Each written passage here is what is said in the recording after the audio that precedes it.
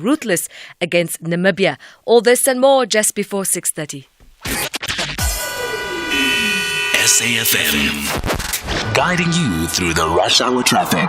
Good morning, Gauteng highways and byways moving okay at this stage. I've just had a look at Mpumalanga as well. There's no sign of any mist disruption around the Emalafeni area, so traffic appears to be moving normally on both the N12 and the N4 and the local routes in that area. A couple of breakdowns that we had earlier this morning around Linfield Park, just south of Ashburton on your way to Durban.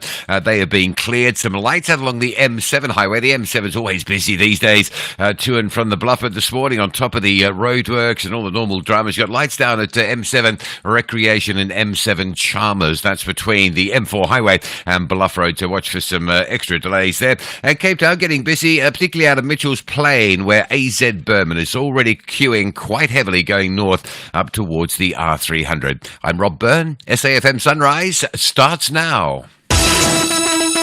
SAFM Sunrise, a vivid start to your day. 6 minutes after 6, good morning. Welcome to SAFM Sunrise. I'm Stephen Grootes. Well, trying to understand what exactly is happening in the coalition negotiations. And I get the sense that over the next 48 hours, but I think maybe even later today, we'll get a little bit more clarity. Why do I say that?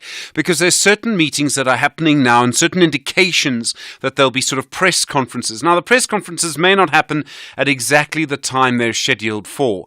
But the fact that people are now prepared to start answering questions and have press conferences means that they must be closer to making some kind of decision.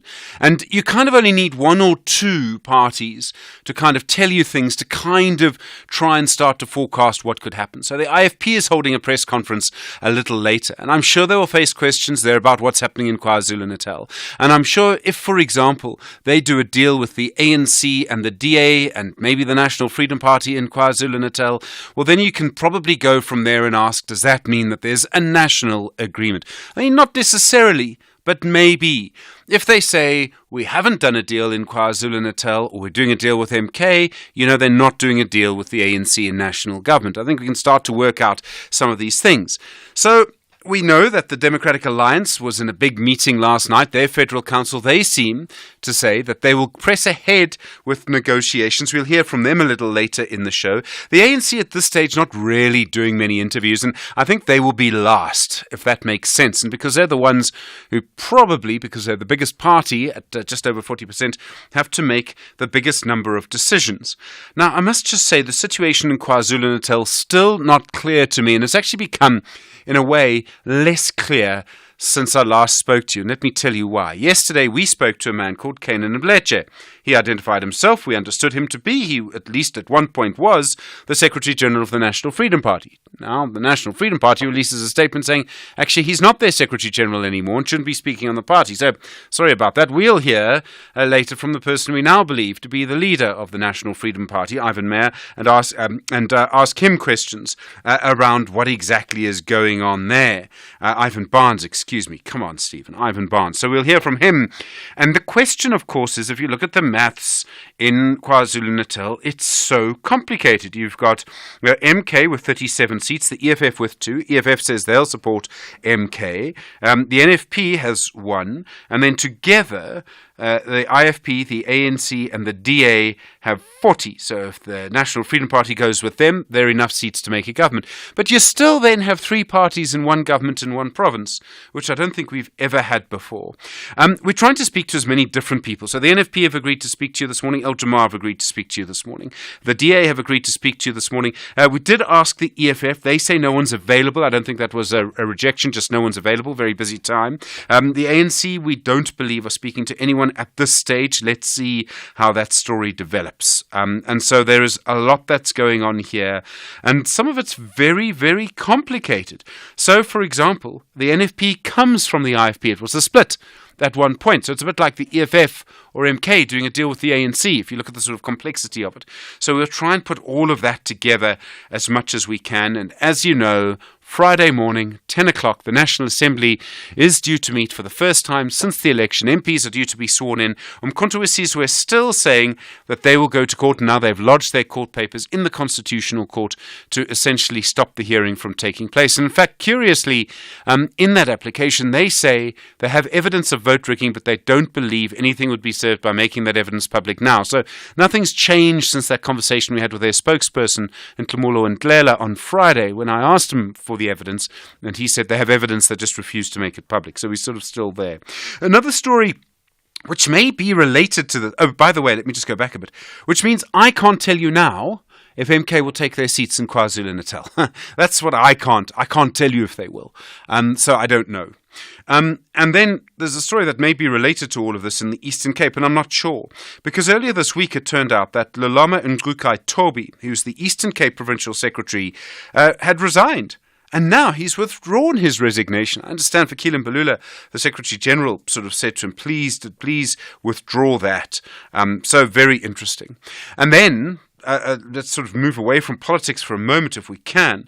Big meeting in KwaZulu-Natal yesterday, I understand, with the KwaZulu-Natal Police Commissioner and Nhlanhla Mkhwanazi, who was acting National Police Commissioner at one point. He was chairing a meeting, quite an interesting meeting, in the Durban Central Police Station, and it was between the long-distance taxi operators and the Provincial Transport Department. And there's a huge deadlock, and twice in a row, the long-distance operators have blocked part of the N2 on the way to Port Shepstone. And they've done that, they say, because they are finding that their cars are impounded, where we heard this before, that their permits or their license discs are taken from them by officials when they're found to be breaking the law. And it shouldn't be like that. They say they should just be fined and that their license discs shouldn't be taken. I know lawyers have suggested that, in fact, their license discs should not be taken.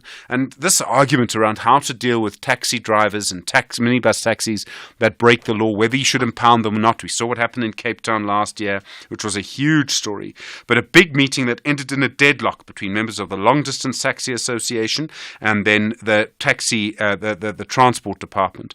It seems, though, that there may be other meetings. I don't know how this is going to be resolved. It's a major thing. We spoke yesterday about Khayelitsha and that terrible situation in Site C where 4 people were killed at a barber shop. 3 of them were young children. It's the most terrible story, and we heard your views on that yesterday. 2 people have now been arrested, and let's hope it's not one of those cases where people are arrested and it turns out it's the wrong person or there's no evidence or whatever. Let's hope that there is some closure at least for the families here, and we'll keep an eye on that. And then Ace Magashule, his party didn't do very well in the elections, but his PA, Murari Cholata, she, it turns out late last week, I think it was, a court in the United States, because she's there, she's studying there, the court said that she could be extradited to South Africa. She was at one point, I think, going to testify against Ace Magashule in the asbestos case.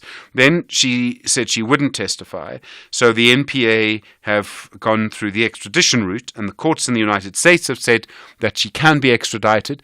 And Antony Blinken, their Secretary of State, has to sign off on whether or not she'll actually be extradited. And now she's gone to our Constitutional Court to say that the extradition is illegal. And I think she's actually studying on a government bursary, a Free State government bursary. So there's a lot in that story in different ways.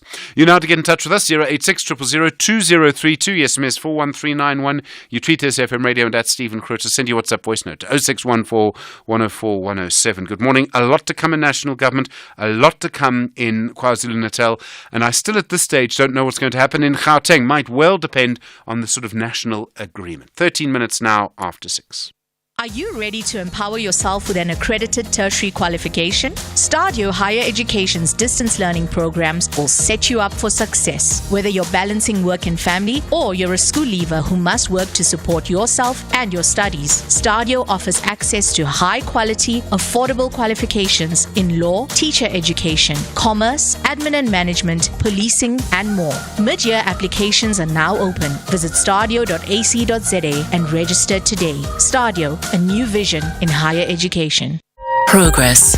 It's the essence of Audi. Always pushing boundaries, exceeding expectations. Imagine extending the same progress to your Audi ownership. Now, extend your cover up to 15 years or 300,000 kilometers with the Audi Freeway Plan extension. Keep moving forward with peace of mind and enjoy your Audi for longer.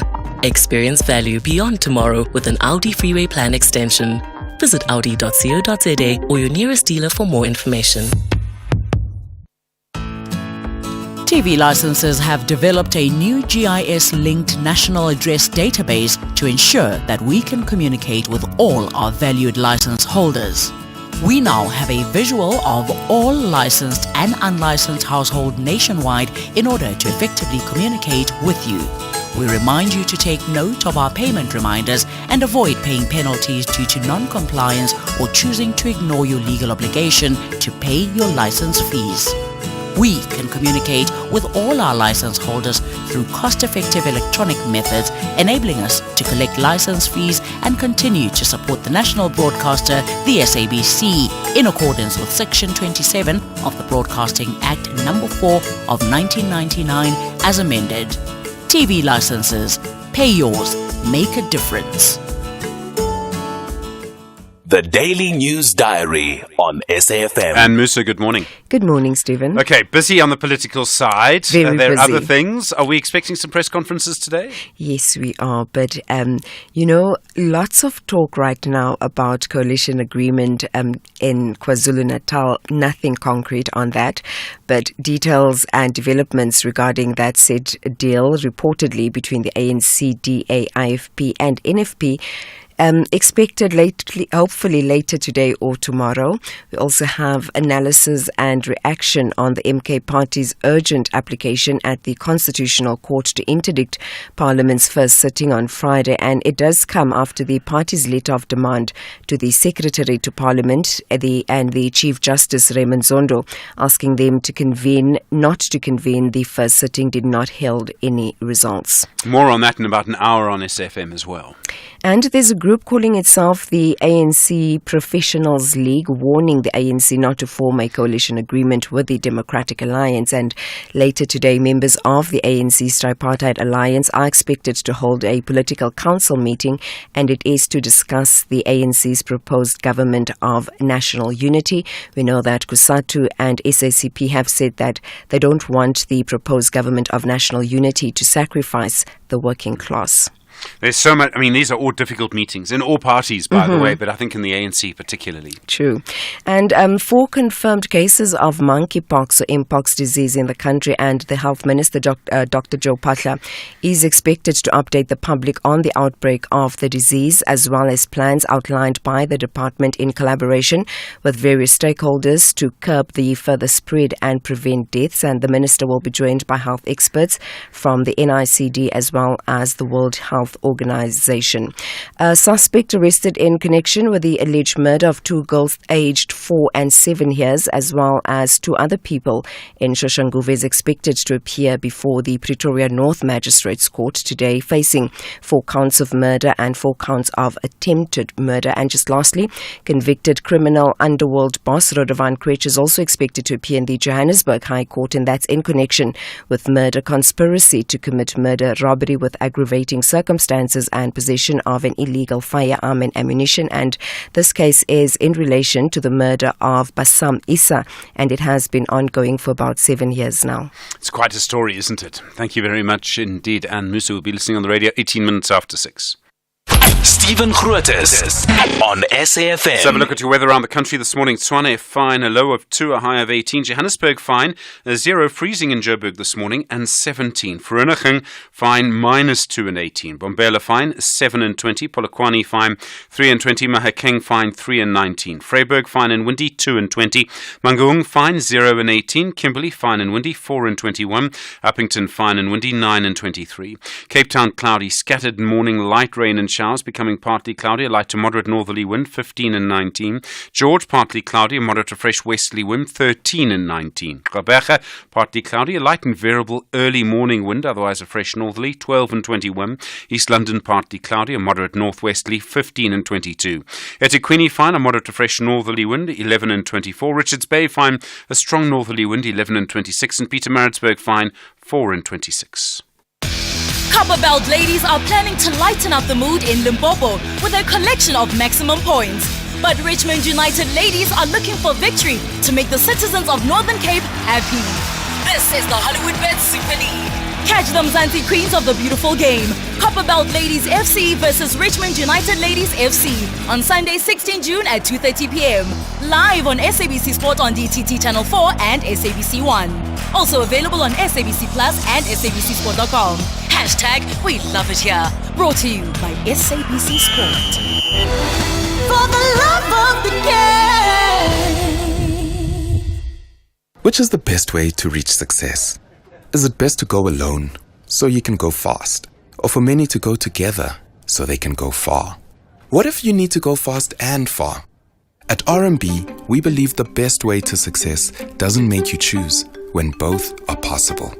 When you need a thoughtful solution for financial complexity, there are only 3 letters you need to know. RMB, a division of First Rand Bank Limited, an authorized FSP and registered credit provider. And we would buy 500 cars, and we would buy 500 more. So sell your car for the best price, and we won't think about it twice. We buy cars, we buy cars. Da-da-dun-da-da-dun-da-da-dun-da-da-da-da. We buy cars, we buy cars. Da-da-dun-da-da-dun-da-da-dun-da-da-da-da. We Buy Cars, the easiest way to sell your car by far. Set in a gleaming new high-tech trauma center that deals with only the most serious cases, an emergency medical team must battle through the crucial first hour of care to save lives that hang in the balance. Each distinctive case is told with a thrilling intensity and nail-biting urgency as the team work on the very edge of the medically possible. This is a medical drama like no other. This is Critical. Mondays to Wednesdays at 9 p.m. on S3. Starts 11 June. Channel your best drama with BBC Primetime. Only on S3. Open up. Worldview Update, bringing you closer to international news. 21 minutes after 6, good morning. Israel now appears to be completely rejecting a ceasefire agreement that was adopted by the United Nations Security Council after it was introduced by the United States. The US said Israel had agreed to the ceasefire deal. Israeli officials now appear to be saying they don't. They claim that Hamas has said it will reject the deal, but Hamas has said in public several times, including straight after the United Nations session, that it does accept the deal, subject to a few changes. As you know, of course, thousands of Palestinians have been killed during the Israeli offensive in Gaza. Zinat Adam is the Executive Director at the Afro-Middle East Center. Zinat, good morning. Good morning, Stephen. I think maybe in some quarters there were some slight hopes that the United Nations Security Council resolution would finally lead to some kind of ceasefire agreement. The US seemed to be suggesting Israel had agreed to it. Now Israel is claiming Hamas has rejected it, when Hamas says it's accepted it. How do you read or assess what's going on here? In the first instance, what we heard from the United States was that this deal was actually presented by Israel and they were just offering it to the Security Council. So it's quite ambiguous that now Israel is turning around and saying they're not really favorable towards the resolution. What I read this as is that the United States is under a lot of pressure to be able to deliver on a ceasefire. And that relates very much to the Democrats facing an election upcoming and under a lot of pressure from their constituency. We then saw that this was the first time that the resolution was not vetoed. But it's not vastly different from the deal that was announced by Biden last week with the 3 phases. And again, last week, the Israelis rejected that, while Hamas seemingly seems to accept these resolutions for a ceasefire. The doublespeak from Israel is absolutely clear, and it comes at a time when we've just witnessed the Nusayrat massacre, where almost 300 Palestinians were slaughtered in order to have a rescue of hostages, 4 hostages who were rescued and 3 who were killed. And the continuing carnage that we're witnessing in Gaza with no end in sight. So there's still, as I understand it, some sort of negotiation, or there's supposed to be some sort of negotiation in Qatar, the US, Egypt are also involved. Are they making no progress at all? Basically nothing's changing. Well, the Qatari negotiations began, as we will remember, on the 8th of October. where there was an offer for the hostages to be released in favor of Israel not entering Gaza. That was rejected at the outset. Those negotiations had continued for months. We saw some progress in November when some of the hostages were released in exchange for Palestinian prisoners, but there hasn't been progress since then. We then saw these negotiations move to Egypt. We've seen the CIA director scuttling between all of these places, trying to have these negotiations. We've seen Blinken on his shuttle diplomacy, but there doesn't seem to be sufficient progress. This deal that was presented last week by Biden and now has transformed into the Security Council resolution was the best hope that we could have seen for a temporary 6-week ceasefire, moving towards a permanent ceasefire, and then moving towards final status negotiations. But one of the critical aspects that Israel is holding back on is that they want a guarantee that Hamas will not be ruling Gaza if they are to withdraw from the Gaza Strip. And that's something that should be decided by the Palestinian people, not by the Israelis. There are many different things happening here. In Israeli domestic politics, if there was a ceasefire, would Netanyahu's government fall almost immediately afterwards? And is that part of the problem here? Well, absolutely. Netanyahu has political standing by being in Gaza. His political career is bent on this war. And if there is a withdrawal and if that goes against the very right-wing support that he has built his reputation on, he stands to be taken down as prime minister and then facing jail for corruption. We've seen that within the last week, Benny Gantz has stepped down from his position, and there's growing opposition to Netanyahu from the Israeli populace who have been out in the streets protesting that hostages should be released and that a negotiated settlement has to be found to the situation in Gaza. Zinat Adam, thanks very much indeed. Executive Director at the Afro-Middle East Center. Really appreciate the time. Many elements to all of that. 27 after 6. This is SAFM Sport with Zai Khan. You're very smiley this morning. 3-1. I mean, quite a game. And World Cup, let's hope. Absolutely, Steve. It was lekker, man. The boys showed us some flames and secured a fantastic win, a thrilling World Cup qualifier at the Free State Stadium. Bafana triumph over Zimbabwe, and the match saw Tapelo Morena scoring twice, adding to Ikram Rainer's early strike. Now, despite a quick response from Zimbabwe's Tawanda Chirewa, Bafana's persistence paid off in the second half. Here's Coach Hugo Bruges. Second half, we correct some things, and I think we saw a much better South Africa the second half. We had many chances even the first half, so I think after the 90 minutes that we deserve this victory, an important victory. I'm also happy having played here in the stadium with a fantastic crowd. You see what a crowd can do. They are behind the players. They have difficult moments, but yes, when you have a crowd like this, you go over the limit. And now elsewhere, Cristiano Ronaldo struck twice for Portugal as they comfortably beat the Republic of Ireland 3-0 in their final Euro 2024 warm-up friendly. In the meantime, 2 goals in 6 first-half minutes from Conor Bradley, enough to see Northern Ireland beat Andorra 2-0 in their friendly. And the Manchester United manager, Erik ten Hag, is set to stay at Old Trafford. He's led the United team to the FA Cup victory, and that was over Manchester rivals. But his position was believed to be in jeopardy after finishing 8th in the Premier League, despite names such as Thomas Tuchel and Mauricio Pochettino being linked with ten Hag's job. It's now understood Man United are talking to him about an extension to his contract. Cricket action. Sri Lanka's hopes were dashed when their Group D match against Nepal was abandoned without a ball being bowled at the ICC T20 World Cup in Florida. Both Nepal and Sri Lanka earned their first point of the tournament after the washout.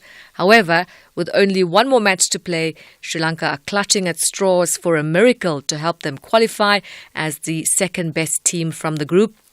Leaders, the Proteas, they've already qualified from the group after winning all 3 matches, while Bangladesh are second with 1 win and 1 loss.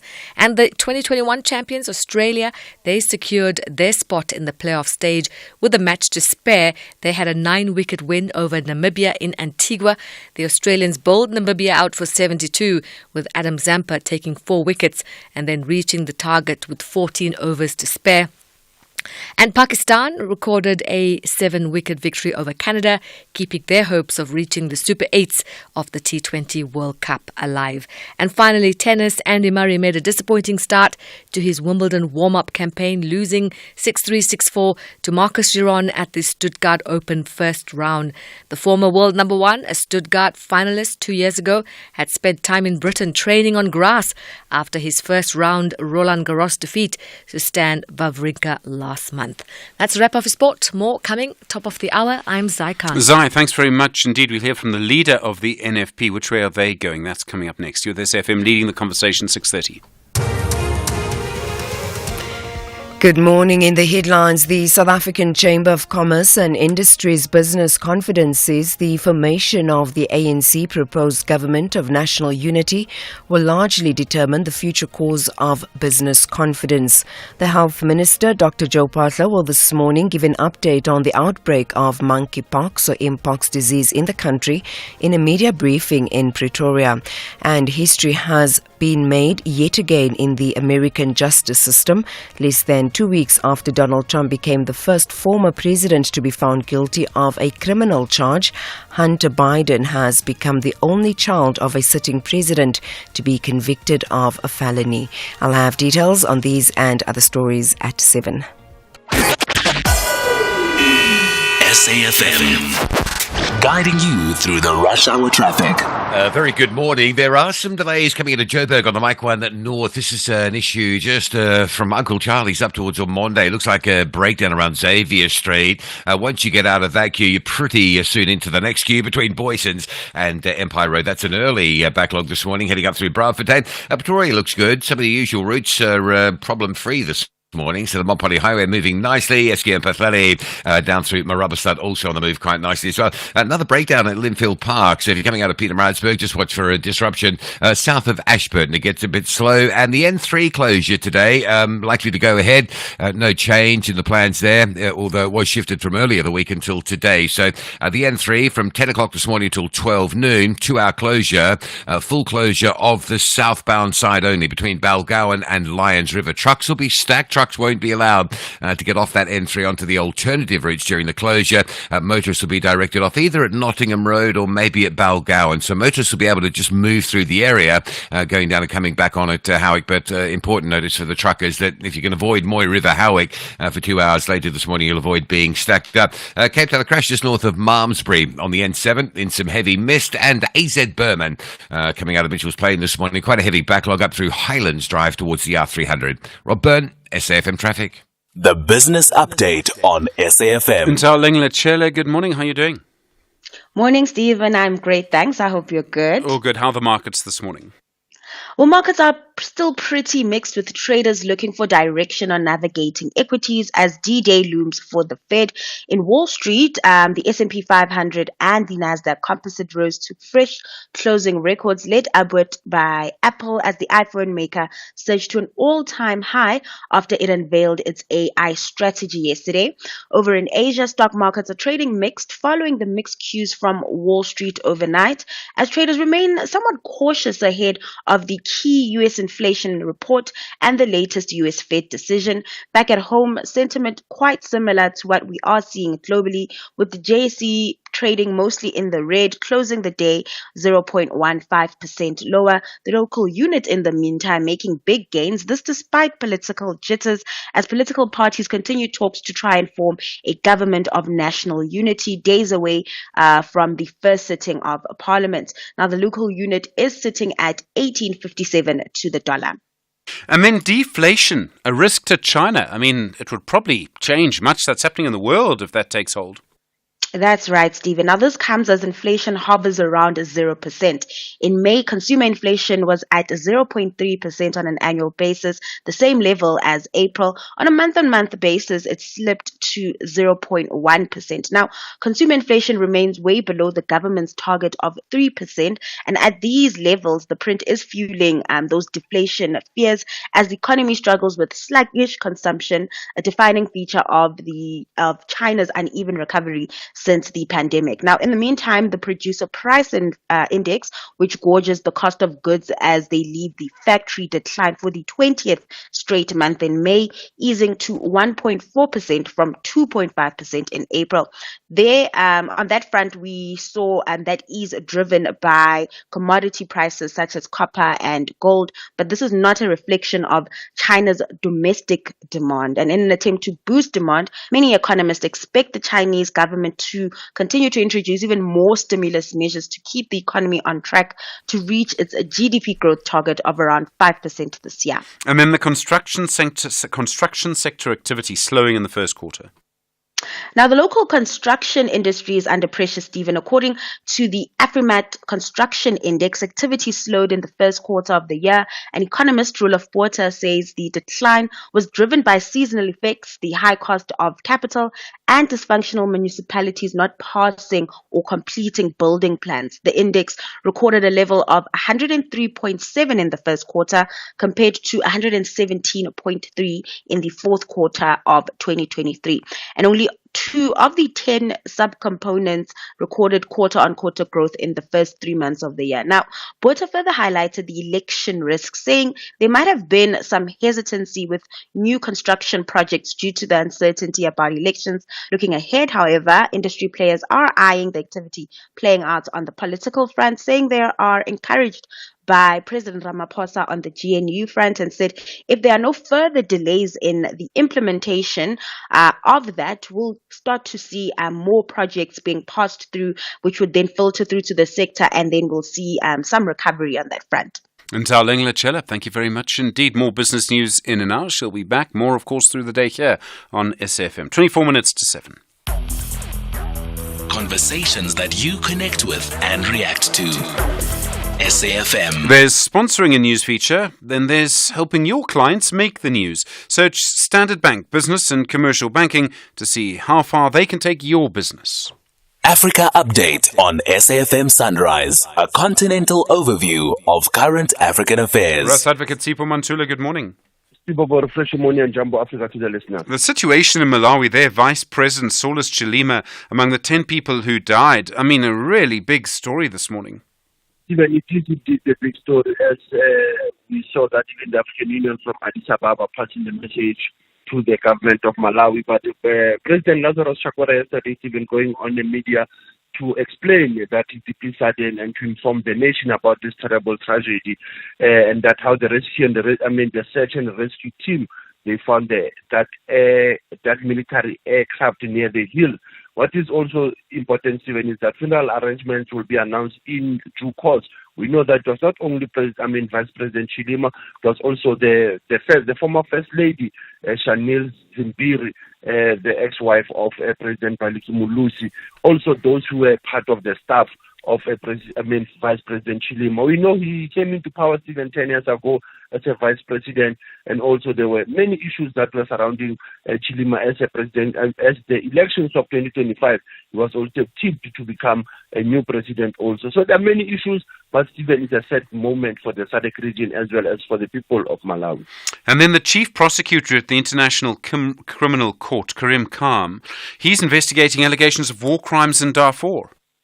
Stephen, Karim Khan is coming back again, saying that he's on an active investigation to look at the role both of the Sudanese army and the paramilitary rapid support force, that it appears that at Darfur al-Fashir, remember Darfur has been investigated before, Stephen, even if it is issues of war crimes or crime against humanity. The genocide that happened in Haiti, in Darfur 20 years ago, 21 years ago in 2003, Stephen, whenever being investigated properly. But Karim Khan is coming also again saying that they want to look at the challenges that is facing the people of the northwestern Sudan, which is in the Al-Fashir Darfur region, where we are talking of 1.8 million people, Stephen, who are being forced to leave their homes since the conflict in 2023 in April. And then in Nigeria, this is terrible. Amnesty International says that women and girls who were held by Boko Haram and then escaped are now being held by the Nigerian army. So you escaped from one and you're being held by the other. Yeah, Stephen, but the military says that those allegations are not correct. We also marked 10 years of the Chiboko girls who were abducted. Remember, we were talking of more than 300 girls who were abducted. And now the Human Rights-Based Watch says that the interviews that were done and those women who are being arrested by the government, they are being blamed to be part of the Islamist insurgent group. So the arrest and for their detention, Stephen, is based on that they are either being used as spies coming from being abducted and now being used to start to now peddle information of the state. But the government of Nigeria alleging that as the military, they respect human rights and uphold humanitarian law. And then in the DRC, they've sworn in their new prime minister. It was yesterday, Stephen, the female prime minister for the first time in the history of DRC, Judith Suminwa, and her government was sworn in. Stephen, after almost 6 months, so it shows, you see, this coalition government, how they will delay even to have executive and to have governance. This is what's happening in the DRC, that it has taken 6 months for Tshisekedi to put the executive as well as the prime minister, and being this woman, being the first female woman, Judith Suminwa, who will be now have to push even the priorities of DRC, unemployment, youth, national cohesion of the DRC, the issue of the economy, very important for the new prime minister to start to deal with as they are looking at their state budget also between 2024 and 2030. And then in our archives, this day, 12th of June, 1979. It's even very important. 45 years ago, a journalist, political prisoner, a member of the PAC who was a representative on East Africa, Europe and America, David Sibeko, was assassinated in Dar es Salaam. This was a very important person in the history of this region, Stephen, as we are marking 30 years. He's hardly been mentioned, David Sibeko, his role he played even after the killing of Steve Biko in 1978, and also his stance of pushing apartheid both at the UN and OAU as a crime against humanity. So today, we remember David Sibeko. Asante sana SG, actually leading the conversation, SAFM observing the youth month. Rights Advocate Sipho Montula, thank you very much indeed. There's listening to the news and there's making the news. Grow your business into the next big thing with Standard Bank Business and Commercial Banking. When humans invented the wheel, we thought that getting things from A to B would stop there. But it didn't. Soon after, horses drew carts to deliver goods. And that could have been it. But it wasn't. Because the goods had to move quicker. So we invented cars and went from hooves to horsepower on highways. Then the goods got heavier. So we built tankers to ship the cargo across the sea. And then we needed a solution that was cost effective. So we built trains to transport the cargo. Then we wanted to receive the goods the following business day, so we built planes. But then we wanted a smaller and faster aircraft, so we invented drones. And it won't stop there. Because with the right mindset, there's possible. Then there's more. Search Standard Bank Business and Commercial Banking to see how far we can take your business. Standard Bank is an authorized financial services and registered credit provider. Call us on 086 000 2032. 18 minutes to 7. Let's go to Melmoth and KwaZulu-Natal. Space. Hi, good morning. The politics in your province, very complicated this morning. Yes, complicated, sir, but I just wanted to say good morning, sir. Good morning, go for it. I want to commend Professor Tulimaton, sir, maybe for the first time. Yesterday, she had a very incisive talk about what is the core of South Africa, all coalitions, things that they must consider. It's not just corruption, but the core issue in South Africa is inequality. Yeah. And she even made an example that she's got a relative who's a degree in agriculture, but she has no land to plow with. And if any party on principle avoids the issue of land, that party won't be embraced by people who want land. It was taken in 1913 and so onwards. So rejecting a party, for instance, like DA, is not a racist or a based on white. is based on the fact of our lives as we live in the rural areas, deprived of land, crowded in. That's what she said. No, that's not what I want us to talk about. So, I was saying I was impressed by her input, but this is not my major issue. Can you allow me to Space, I can give you 30 seconds. We're pushed for time this morning. We've got a lot to get to, so go for it. Yes, sir. I just wanted to make you aware that one integrity, the upset of MK was not a miracle to us who stay here. You saw it coming. There was a lot of underground work done in all districts. That's why there is a cry that 45% is not what actually that cry is based on the fact that the MK is going to present in the Concord. So to say that there is evidence, the evidence has been collected and it will be presented in the Concord. Well, they say they won't present it in the Concord, so that's the problem. Anyway, it's there. It has been collected. Anyway, the other thing I wanted to say... Okay, Space, I'm so sorry. We are going to have to move on. Thank you for your views, and I'm sorry to interrupt you. It's 6:45. Hello, your choice hotline. Hi, I need you to help me make a choice. Well, with Ford, you get to make your own choices. Like on a new Ford Ranger, Ford Puma, Ford Everest, and the Ford Tornado bus. There's a flexible deal for every budget at your nearest Ford dealership today. Limited time offer. Your Ford, your choice. T&Cs apply.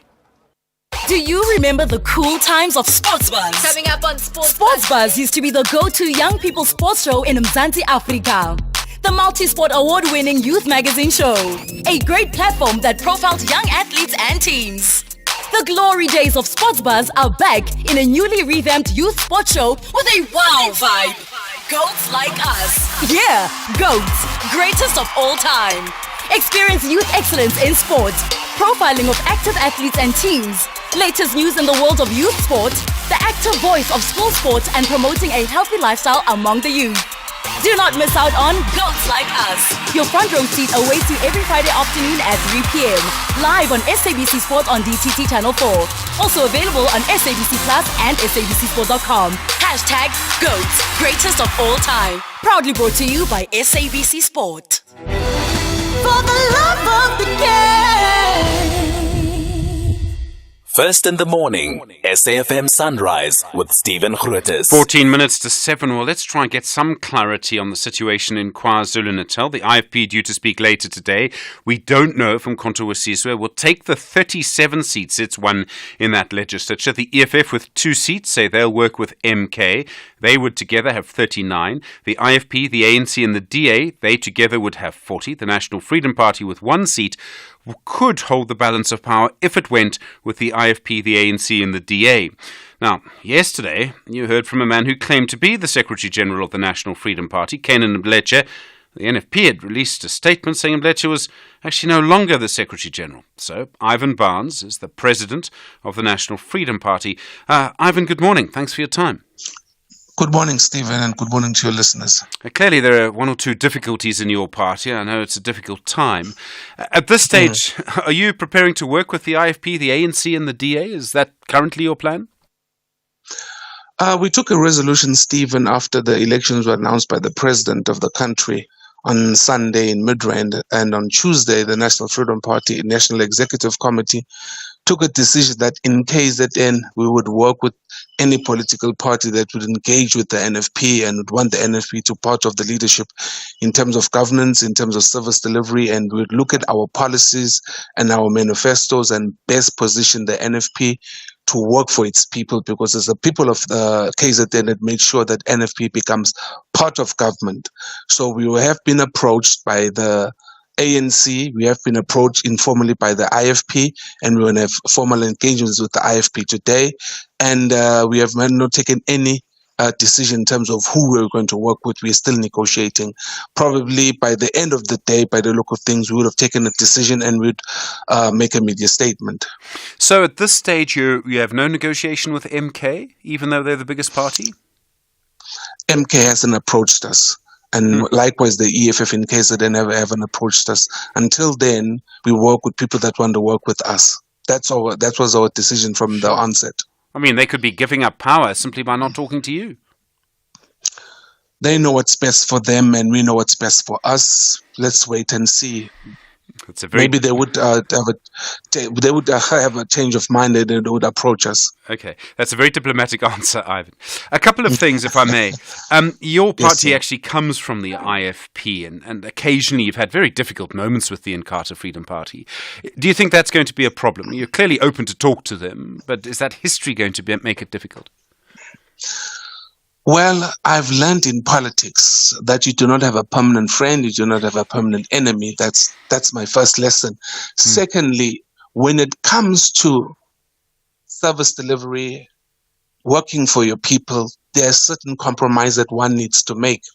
When it comes to political history, no party has a best history with any political party, because during, before, and after elections, you will always go toe-to-toe, head-to-head. At some point, blood gets spilled. But right now, let's talk about the poorest of the poor and how can we help them.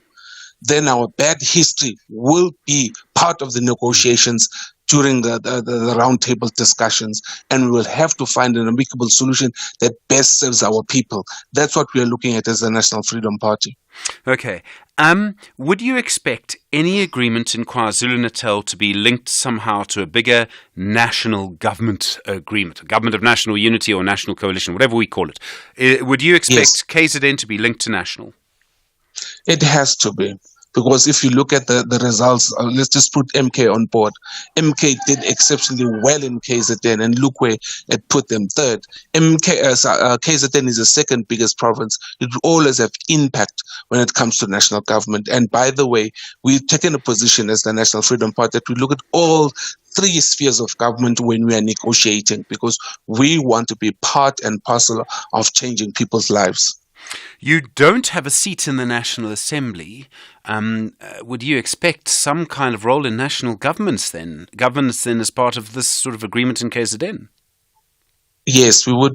We are trying to structure our proposal in that fashion, but we will talk about it once we have presented to all the political parties as what was our strategy towards the national government.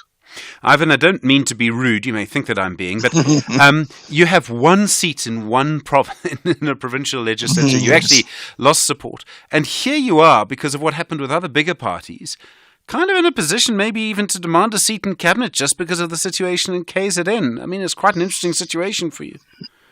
I would not deny that we did terribly because of our own doing as a National Freedom Party. We've got a history of fighting amongst ourselves that made our support to lose hope and to lose trust. And the death of our founding president also did us bad. So we know that we do have a strong base, but we need to rebuild ourselves internally so we can have external growth. So by virtue of the outcomes of the elections, now they're trying to bring us back in terms of political locating ourselves. So we have to use it to the best of the organization to rebuild the people's trust and to also produce ourselves as an organization that works for the people. So everything happens for a reason, Stephen. Ivan Barnes, thank you, President of the National Freedom Party. Do appreciate the time and the clarity. 8 minutes to 7. SAFM. Guiding you through the rush hour traffic. Some very heavy backlog going on around Crown Interchange this morning up into Joburg. The Mike 1 literally queuing from on one day, Xavier Street right through Smith Street towards Empire Road, and heavy enough that behind that the M2 is already under big pressure from Joe Slovo Drive coming into that Crown Interchange area. The run through Pretoria, well, the N4 is busy now through Vartamad down towards the N1. Eski and Pathali Drive, Paul Kruger, Steve Biko, take your pick this morning. They're all running north. From the north, running nice and free in towards central Pretoria. It's pretty good morning from the north side. Durban, the Higginson highways all jammed up, coming from Bayview down towards the N2. And overnight protesting in the Springfield Park area, the top end of Burnwood Road, coming up from Clare Estate, if you like, just where it sort of gets into the Electron Road. There's a real big mess of burning tyres and obstructions there, so just expect some diversions around that incident this morning. Cape Town, fairly busy on the M1 into town from Belleville, from around about Durban Road, all the way through to the Coburg interchange, and some delays getting out of Mitchell's Plain. It's pretty heavy in the mornings on AZ Berman, going up through some roadworks towards the R300, and it gets really heavy in the afternoons. If you've sat on Monday and Tuesday, you'll know what's in store for later this afternoon. That R300 going down to that AZ Berman off-ramp, or Stock Road, if you like, really does back up because of the roadworks and traffic restrictions on AZ Berman. So coming out of Mitchell's Plain, there's a problem this morning, but it will be heavy again a little bit later this afternoon. Rob Byrne, SAFM Traffic. Lights, camera, scalpel. Every second counts, and every cut, every thought, every action is critical. Critical. Mondays to Wednesdays at 9 p.m. on S3. Starts 11 June. Channel your best drama with BBC Primetime, only on S3. Open up.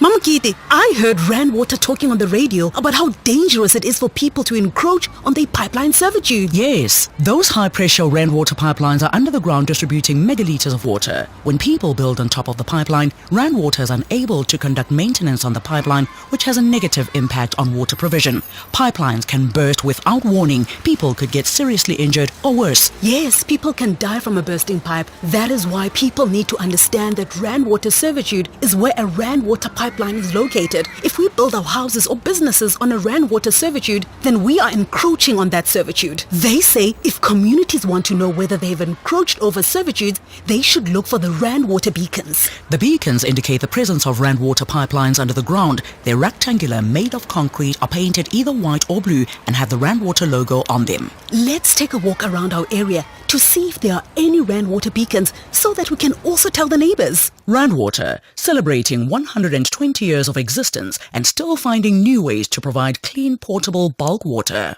Channel your inner traveller on Top Travel this Saturday night at 8:30 on S3 as we scuba dive the kelp forests off the Cape Peninsula and kayak with the local penguins. Book into the beachfront suites of any couple's dream, take flight from Signal Hill, land just in time for lunch at Chef's Warehouse, and enjoy the classic Cape Town experience. That's Top Travel this Saturday night at 8:30. Repeat Sunday at 1 p.m. on S3.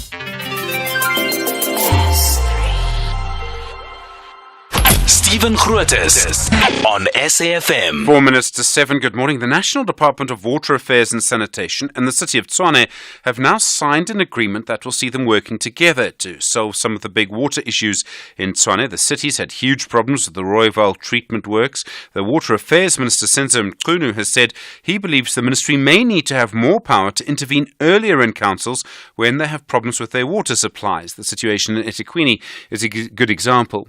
Dr. Risimati Matia is the Deputy Director General for Water and Sanitation Services Management in the National Department. Dr. Matia, good morning and thank you for your time. How's this agreement with you and the City of Tshwane going to work?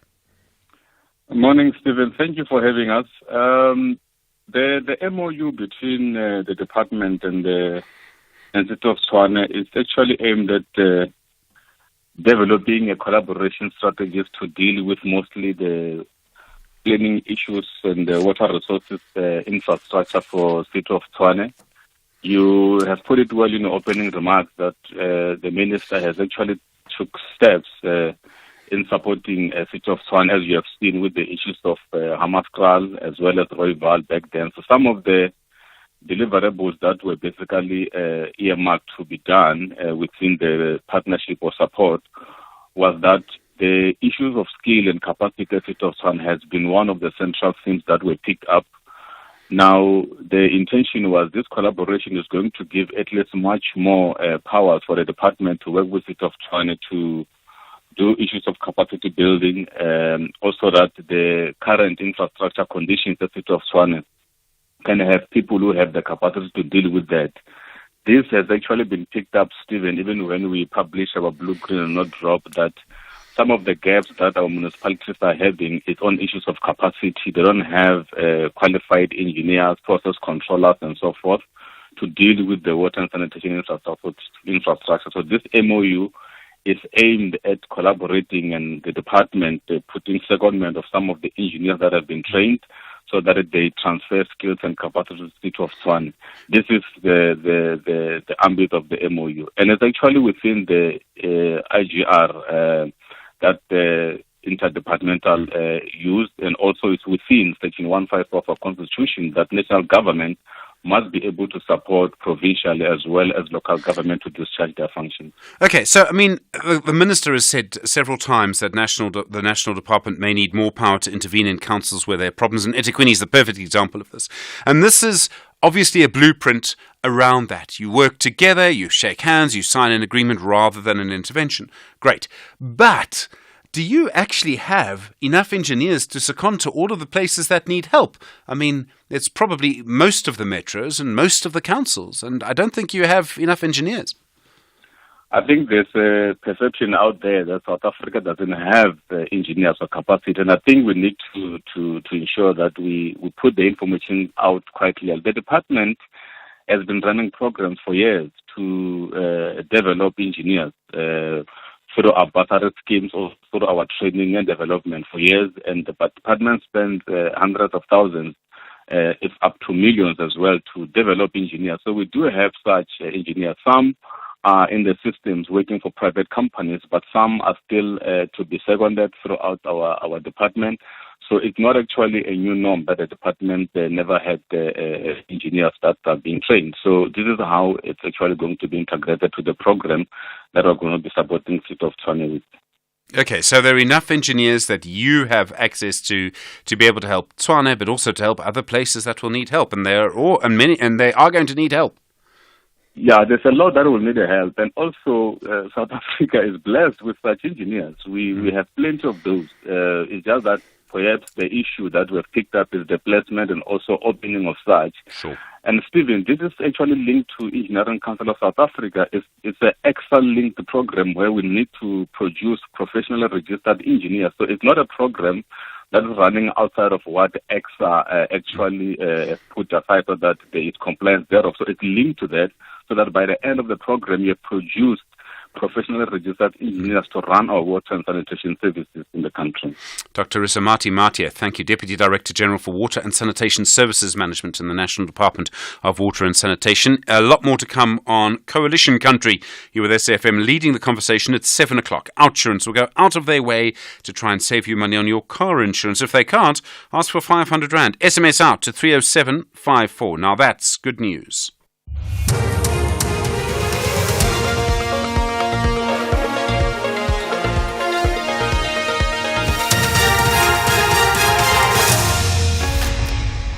In our top stories, a drop in business confidence in May and Health Minister to brief the public on monkeypox outbreak. Good morning.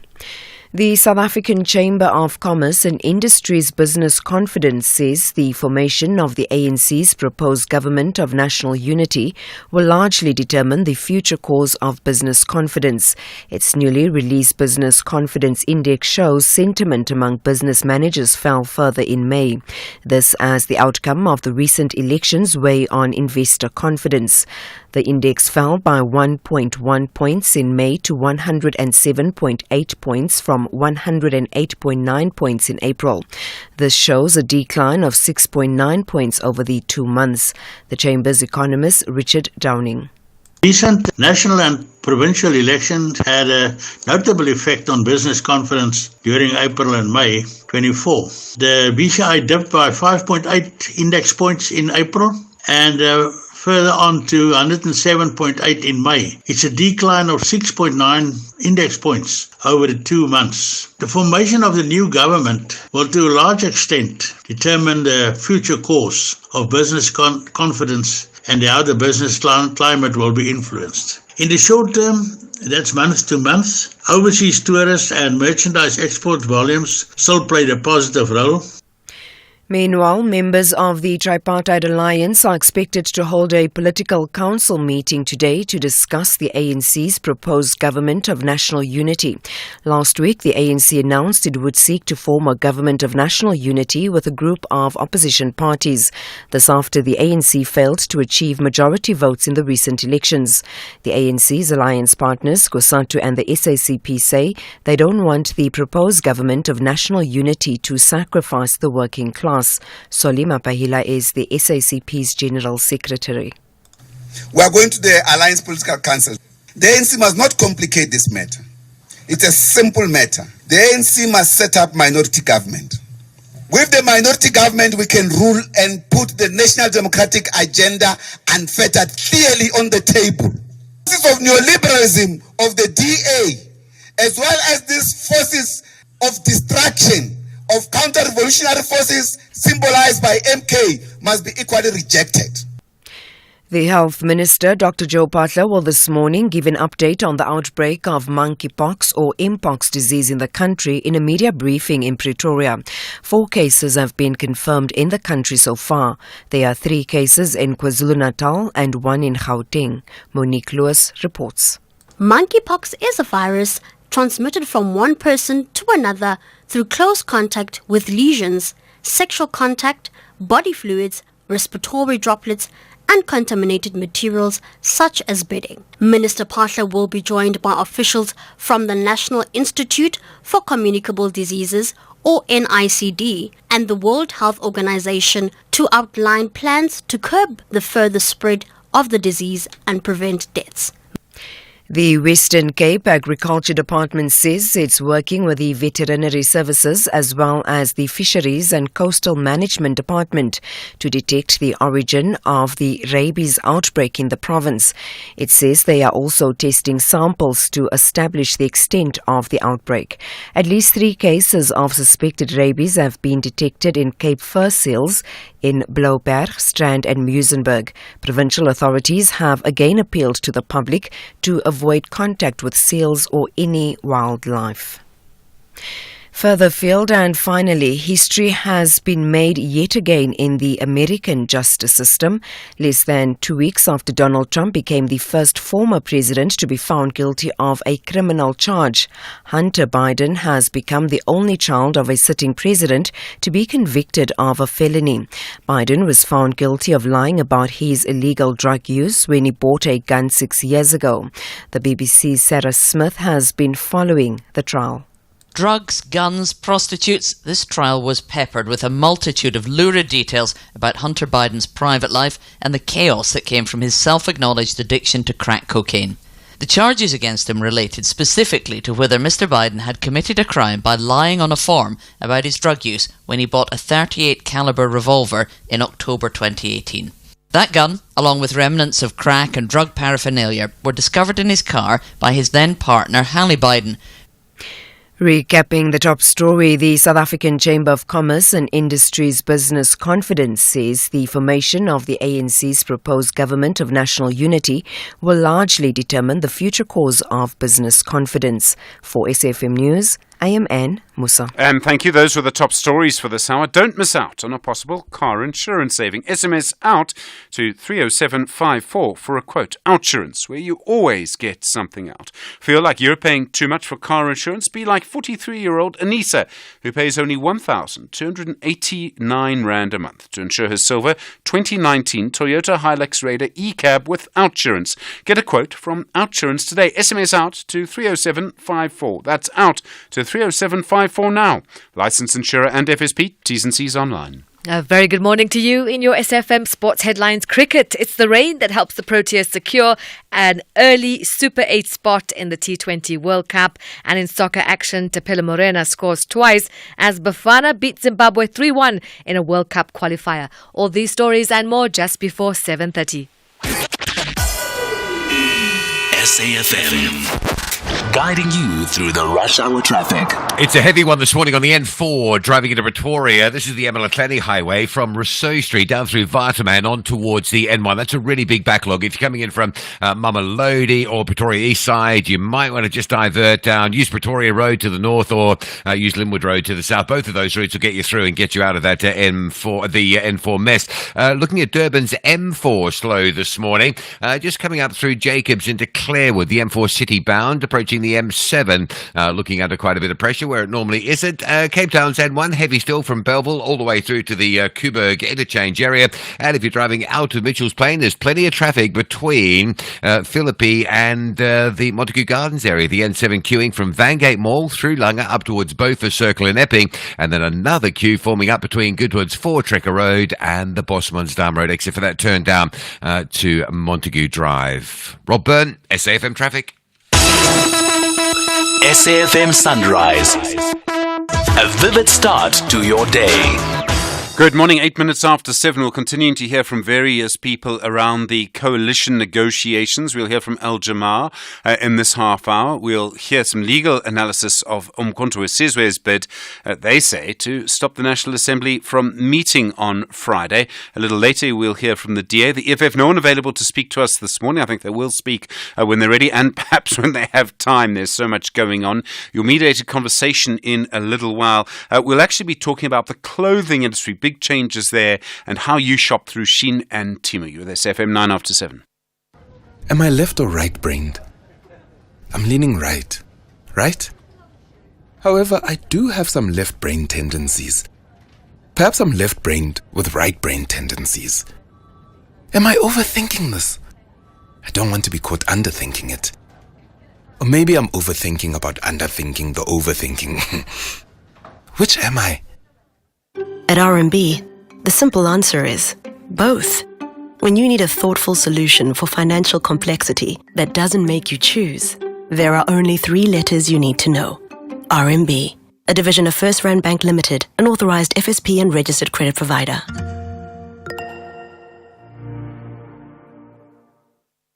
Set in a gleaming new high-tech trauma center that deals with only the most serious cases, an emergency medical team must battle through the crucial first hour of care to save lives that hang in the balance. Each distinctive case is told with a thrilling intensity and nail-biting urgency as the team work on the very edge of the medically possible. This is a medical drama like no other. This is Critical. Mondays to Wednesdays at 9 p.m. on S3. Starts 11 June. Channel your best drama with BBC Primetime, only on S3. Open up. SAFM values your views. Be an active citizen. 10 after 7, good morning. So it now appears Parliament is going ahead with the first sitting of the National Assembly on Friday morning to swear in MPs and elect a president, despite the fact that Umkhonto we Sizwe has lodged legal papers in the Constitutional Court in their application to stop the sitting from going ahead. MK says it can't accept the results of the election because they believe there was vote rigging. It has provided no evidence of this. The Constitution says the National Assembly must meet 14 days after the election was proclaimed, and at that meeting it must elect a president. Benedict Piri is the managing director at the law firm Jurisprudentia. Benedict, good morning. Good morning, Stephen, and good morning to the listeners. If you look through the arguments from MK in their papers, they seem to be saying it would be, illegal for the National Assembly to meet, partly because their MPs won't be there, 58 MPs. Do they have a strong argument in this? I don't think they have a strong argument at all, Stephen, because the Constitution is quite clear that Constitution of Parliament, the number between 300 and 400, is actually a number that has been set by the National Assembly. And we know in terms of the Electoral Act that the number is actually 400. So, the validity of Parliament meeting does not hinge on the fact that the MK MPs will be in Parliament or not. It's actually, Parliament is constituted by the very fact that MPs are elected into Parliament, and then they meet on the first day and they're sworn in.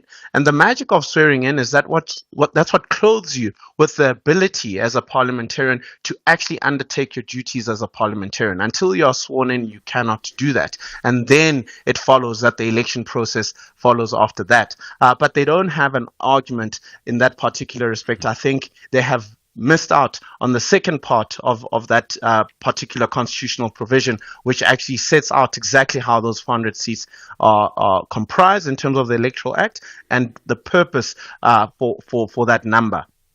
There's a curious paragraph in their application, and they say this. I mean, when I first saw it, I didn't know that, I didn't believe it was actually in the application, but it is. They say, although the applicant, okay, that's MK, is in possession of a large and growing body of evidence to support our above-mentioned instances of material irregularities and or vote rigging, no useful purpose will be served in including such information herein at this stage. Okay, that's the end of the quote. So to me, I mean, have they said this in legal language? We've got evidence of wrongdoing, but we're not going to show it to you.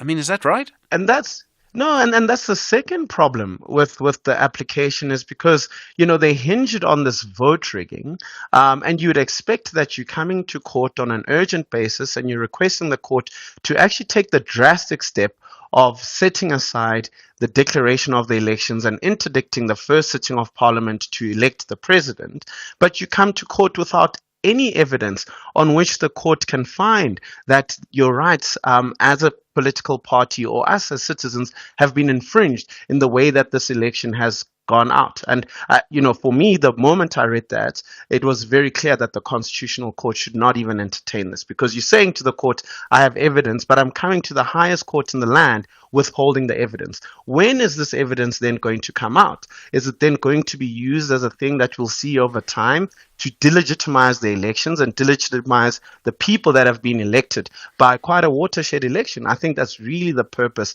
of this application. I don't believe anybody believes in its legal merits, but as we've seen, some of these legal cases then draw out into the political discourse as we continue.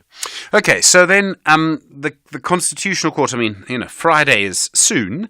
Do they actually have to make a decision before Friday? Could they just decide not to hear the case after reading the papers? Would they have to hear an argument from Parliament first? I mean, the clock is ticking big time.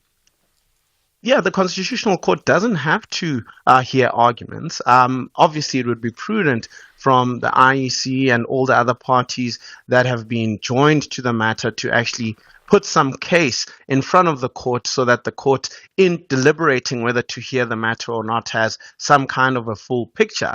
But certainly this is one of those cases where we're likely to get a one-liner from the Constitutional Court to say that the Constitutional Courts will not hear the matter because lack of prospects of success, or it's not in the interest of justice, etc. It's one of those particular matters that I think that's what we're going to get from the Constitutional Court. Benedict Perry, thank you, Managing Director at Jurisprudentia. You are there, SAFM, 7:15.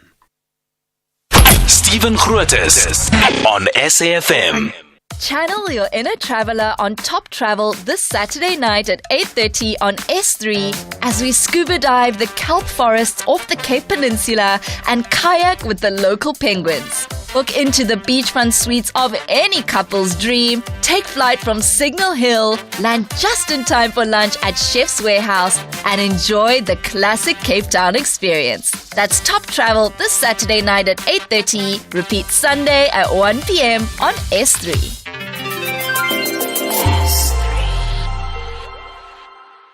The Trellidor Ultimate Big Blue Sale is now on. Get amazing discounts on the best security South Africans trust. With over 50 franchises across the country, you can always find a security expert near you. So call 0861 Trellidor or visit trellidor.co.za today. Terms and conditions apply. One outfit will walk away with sad faces when Bakaga clash with Amatats. They both feel it is time to go back to the PSL, but they must deliver football intelligence on the field. Who belongs to the top league of Ipola Lasemzansi, Bakaga or the students? This is the Premier Soccer League promotional playoffs. Baroka FC tackles Pretoria University FC on Wednesday, 12 June at 3 p.m. live on SABC3 and SABC radio stations. Hashtag We Love It Here. Proudly brought to you by SABC Sport. For the love of the game.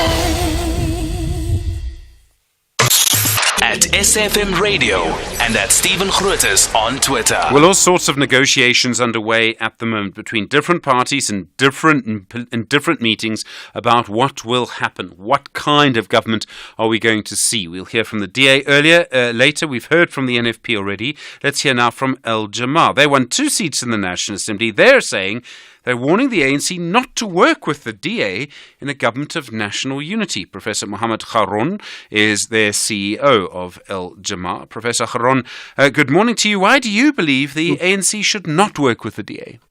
Morning, and thanks for the opportunity. I think, firstly, is that We have ideological difference with the DA itself, as we know. There are different opinions on that, but basically it is because of the stance towards sort of socio-political issues, and of course their ideas are all rooted within a neoliberal notion of how the economy needs to run. So essentially, we basically have a different opinion on that score.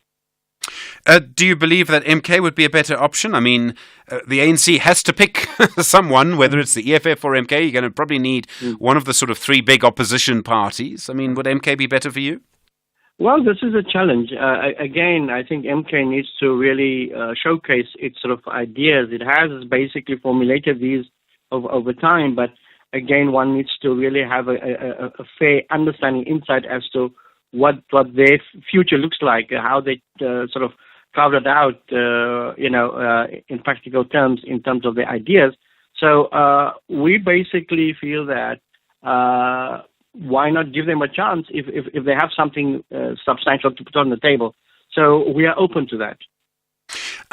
There are various things that are happening here. So, for example, in your statement, Genief Hendricks, your leader, is quoted as saying that the freedom South Africans are enjoying today would be reversed if the DA and its moonshot pact chair portfolio committees and delay amendments or repeal legislation that entrenched apartheid. Firstly, as far as I know, there is no legislation that entrenches apartheid as things stand, because it was all repealed with the introduction of a new constitution.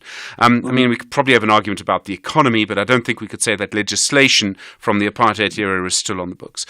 Secondly, are you seriously saying in that statement that if the DA occupied, I don't know, the position of speaker, apartheid would come back?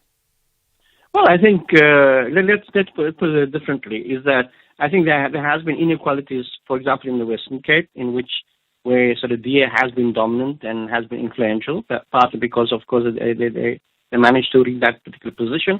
We basically have seen the inequalities that exist, and we, based upon our own lived experience in this part of the country, we have basically seen in terms of what they do, sort of have done. And of course, I think here again, Alan Ziller and company have demonstrated, and well, if that circular that has been going around is factual, then it seems that they've already charted out a pathway for how they intend to do in the sort of years ahead, in the next 5 years or whatever the case may be. So these are challenges that we all have. That, in addition to that, of course, is also the Zionist funding that seems to decide on the future of our region, and that is also a concern, because outside interference is something that we don't want. We need us all to sit around the table and decide the future of our country together, and not by others from outside. Okay, so presumably your party wouldn't take money from outside the country then either? No. Why should we? I think when we basically have funding within the country, and of course, I think it's important that we need to be clear ethically, morally on sort of these issues. Okay.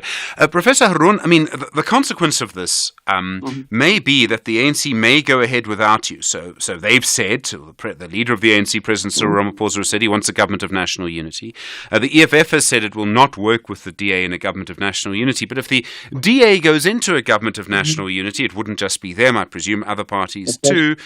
You may find yourself outside the government with your 2 seats and then, I suppose, I don't mean to be rude, but not much influence. I mean, isn't that a negative consequence for you? Well, perhaps maybe it might be viewed like that, but I think on the other hand, too, there might be other parties like you just indicated, correctly indicated there, say EFF and others, and we will try to see in which way we can create a fairly strong opposition, if that is possible, based upon those who are outside as compared to those who will be inside. So I think that will remain a challenge. We will have to see in which way we can maneuver ourselves. I think we have been around for quite a while now, and I think we sort of have learned lessons from these coalitions and the discussions that have taken place. So we'll have to basically just watch from the outside in, so to speak. Professor Mohammed Haroon, thank you very much indeed, CEO of the political party El Jama. They're opposed to a government of national unity with the ANC and the DA. 22 minutes now after 7. Well, it is a moment perhaps ahead of Friday's big National Assembly sitting to try and work out what could happen and what opportunities there may be in this moment. Dr. Yaki Cilliers is the head of African Futures and Innovation and chair of the board of the Institute for Security Studies. Dr. Cilliers, good morning to you. We don't quite know what's going to happen on Friday. If there is a government of national unity, or maybe just a coalition of some forces, or some parties rather, could this be the beginning of something new that might actually be sustainable over a longer term in our politics? Good morning, Stephen. Well, I certainly hope so. I think the divisions within South Africa that have been created by MK is really a huge gift, I think, for South Africa to enable a transition to a new future. The ANC is increasingly a rural party. Its support has been declining year on year. It has lost the urban black vote, but the urban black vote has not gone elsewhere. The DA is flatlined. It's largely a regional party, but it has international investor confidence. It runs a very capable Western Cape. We need the creation of a new alignment, and I would say these two parties could form the core of that new alignment that in time can grow South Africa and then take South Africa forward into 2029 elections. And in the piece that I wrote for Daily Maverick, I referred to this vision of what South Africa needs is a South Africa party, a party that really places the interests of the country first. And there is at the moment nothing more important than getting growth going and then using the proceedings of that growth to deal with our inequities of the past. And whatever one thinks, only the reformist wing within the ANC and the DA can present that. This is a pathway that will punish both parties, no doubt, but both of them face quite a stark long-term future if there isn't quite a dramatic realignment in South Africa's vision of where we want to take the country in. We really need to put, I think, the interests of the country first. Certainly, history would rhyme a little bit with what's happened in the past if that were to happen. But we have such big differences in our society, and we hear this. I mean, you just heard from El Jamal. Their strong view that the ANC should not work with the DA. They're not the only ones. I think the SACP and COSATU both told us they would have huge problems with such an agreement. In the short term, never mind the long term. What I'm trying to get to is structurally, our society has huge differences within it. I mean, we have the highest levels of inequality in the world, and those are racialized. And doesn't that make it difficult? Because those differences are almost reflected in our political parties, never mind regional dimensions like MK, for example. So doesn't that just make it really hard for any two parties to come together over the longer term? I know it's happened before here and in other places, but isn't it really hard to do? Very true, and that is exactly why we need to recapture the vision of a rainbow nation, of a growth nation, of a party, not eventually an alliance between the ANC and the DA and one or two others, but the creation of a new vehicle that can bring particularly the urban black vote and the rural vote together in a new vision for long term. And that's exactly, if we do not seize this moment, Stephen, we are doomed to this racialized, divisive politics that is no growth and provides no prospects. So I actually think that the decisions of the EFF and MK to stay out of the alignment, I think they read the tea leaves, but this is really a historic opportunity. But it would take great leadership from both the ANC and the DA and others, perhaps the IFP and so on, to join in creating a majority party, because we also need to bear in mind that our proportional system, in a sense, condemns us. That's a negative way of putting it, towards minority politics, towards coalition politics. That is good. But we are still a young democracy with the racial and poverty fault lines that you referred to earlier. So I think this is the opportunity, because if you don't do this, then the future of the DA is probably that of a continued regional party. The future of the ANC is, I think, very clearly a rural party that in time will perhaps completely disappear from the South African scene, because all the trends with regards to urbanization, education, and so on and so forth speak against the future growth of the ANC. Previously work that I've done would have indicated that in any case, even without MK, the chances are for a coalition government in 2029. We need to seize the moment, and we need to build a new future for South Africa. This inclusive future that really focuses on growth. There is nothing that is more important than getting our economy going, and then, as I said, using those proceedings to deal with our inequities. Dr. Yaki Silias, thank you. Head of African Futures and Innovation, Chair of the Board of the Institute for Security Studies. Do you agree with Dr. Silias? Is it possible? 086 000 2032, 28 after 7.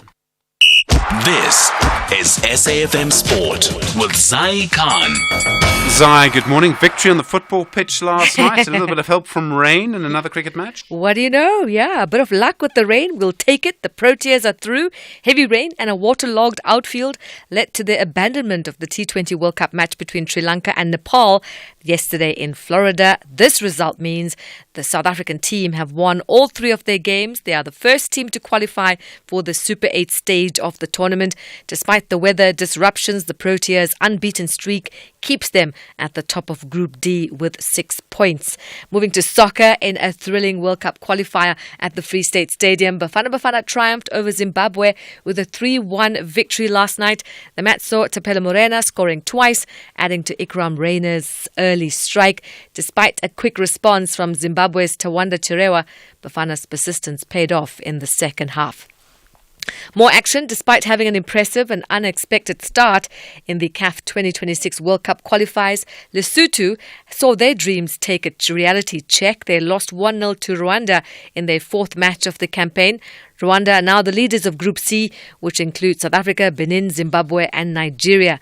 And in a twist of events, 3 teams are now tied with 7 points in the group as South Africa and Benin picked up those crucial wins on match day 4. And finally, golf news. It's with the world number 1, Scottie Scheffler, gearing up for the US Open at Pinehurst. He's drawn alongside Xander Schauffele and Rory McIlroy for the first 2 rounds. Scheffler arrives as the overwhelming favourite after victory at the Memorial Tournament, marking his 5th win in 8 PGA Tour starts. Here's Scheffler downplaying and looking at the course. The course is great. I mean, in good shape. I think the areas around the green are extremely difficult to play out of. I think the golf course is going to play pretty tough this week, but it'll be a fun test. I think the golf course is great. I mean, it's extremely challenging. I don't really think they have to do too much to trick it up with the way the greens are if they want the scores to be high, and so it should be a good test and a fun week. More sport on Sunrise, top of the hour. I'm Zai Khan. Zai, thanks very much indeed. Good morning. You with SAFM leading the conversation. More on kidnappings in the next half hour, just gone 7:30.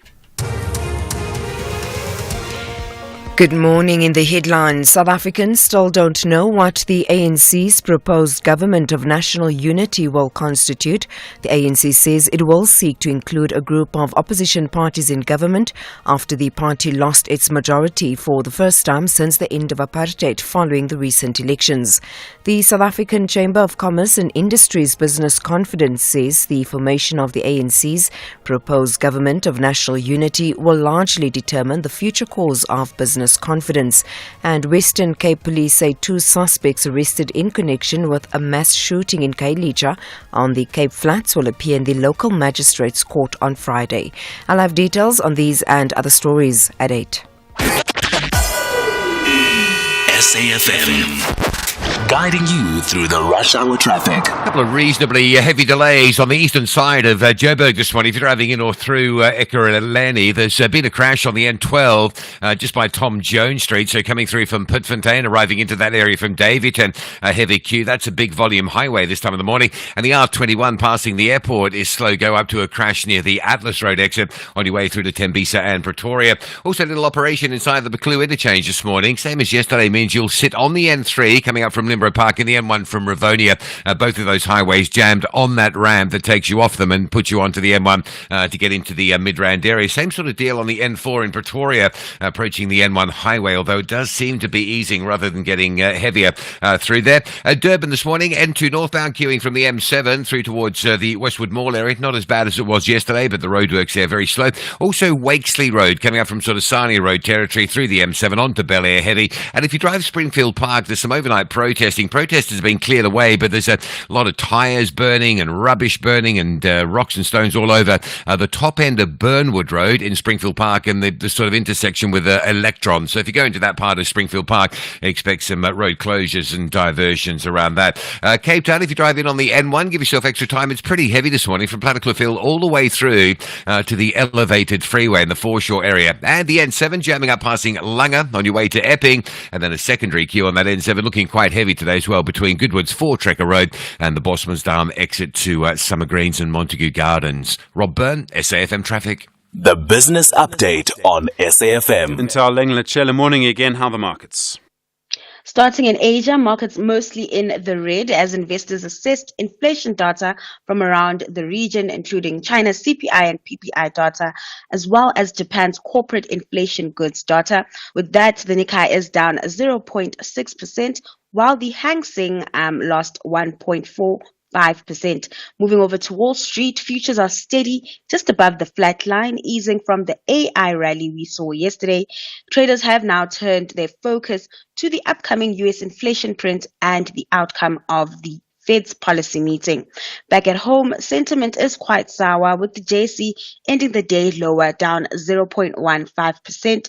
Taking a look at your currencies now, the rand making big gains, edging towards the 18.50 mark to the dollar.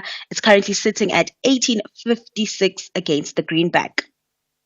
And then manufacturing production rebounding in the beginning of the second quarter.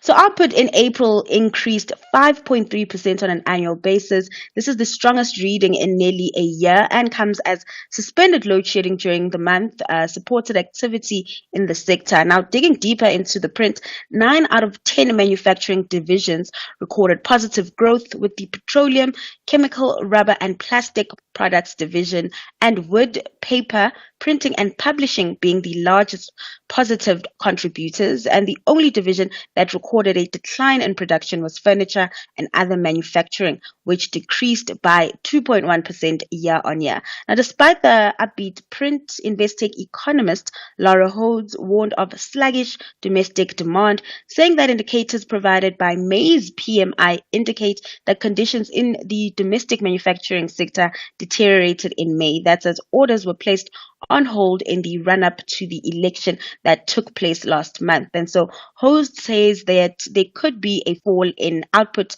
in May. And then Premier declaring a maiden dividend. So Premier's group shareholders have a reason to smile, considering that the group declared its first dividend since listing last year. This will amount to R2.20 per share. This announcement comes alongside its annual results, where the consumer goods group boasted growth in its top and bottom line. Now, earnings were up 17.4% and revenue increased by 3.6%. Premier said the moderation in revenue growth was expected, saying it was due to the impact of commodity inflation in the previous financial year, and that inflation has since stabilized. Now, its overall performance was boosted by Millbake and its international business categories, which contributed to growth increasing by 3.7% and 3.3% respectively. Now, markets liked the earnings report, sending Premier shares up 5.5% in yesterday's close. Ntao Leng, thank you. Ntao Leng Lechela back with us tomorrow. More business news through the day here on SAFM. Call us on 086 000 2032. All right, you heard that suggestion by Dr. Yaki Saliers a few moments ago. Should there be some kind of coalition, a new political party? I mean, is it science fiction? Mzwandile in the Eastern Cape. Hi, good morning. How do you see that suggestion? Yeah, no, actually, before we talk about the policy side of it, what we should actually do is look at economic models that assesses the performance of a political party. So if you take the ANC, for instance, you assess, is corruption the only thing that has led to them not performing? Now, I'm in the water sector, which deals with water reforms and investments with the intention of making people inclusive in the water economy. My friend, I'm going to tell you now, from the risk analysis that we've done and the models that we've looked at to assess how long it would take the ANC, I'm talking about the Eastern Cape alone, how long it will take the ANC to fully maximize water allocation and the water economy with the intention of making our people inclusive, it will take them a couple of years to get there. So what I'm saying is first, Stephen, is before we talk politics, I think it's important for us to first look at the economic performance of each and every political party, starting with the ANC, to assess how well they've done in government and how long it would take them to lead South Africa in the direction of economic growth and economic development and inclusivity. Then we can address the issue of who best should they be mated with as far as that is concerned. And look, I'm not a fan of the DA. I don't like them. I don't vote for them. I don't even know if I'll ever vote for them. But Stephen, we do need a new alignment, as Jacques Soli have said. And it's not to say it should be the DA, but I'm saying what first must guide us is how has the ANC performed, and is there any likeliness that they could be reformed first on their own? And if not, how best do you pair them and with who to ensure performance? That's how I would look at it. But a realignment, my friend, I work with, as I said, investments in water, where it would take the department anything up to 3 years just to allocate one basic license that would ensure inclusivity of our own people. Yet they are saying their mandate is the development of black people. So clearly there, it's already showing you that you have people in portfolios that are not really interested in the well-being of the country and in the economic development and growth of South Africa. Mzandile in the Eastern Cape, thank you. Very thoughtful call. Appreciate it. David in Gqeberha, hi. Which way do you go? Hi, morning, Stephen. There's a saying that says necessity makes for strange bedfellows. Yes. And I think that's what we're seeing here. I think the race is on. In the next 5 years, whoever is part of this GNU has to only focus on one fundamental thing, and that's service delivery to the electorate. So it's safety and security and job creation. I think if whoever's in charge manages to deliver on those promises in the next 5 years, there will be a positive shift in the voting electorate towards their parties. And that's what it comes down to.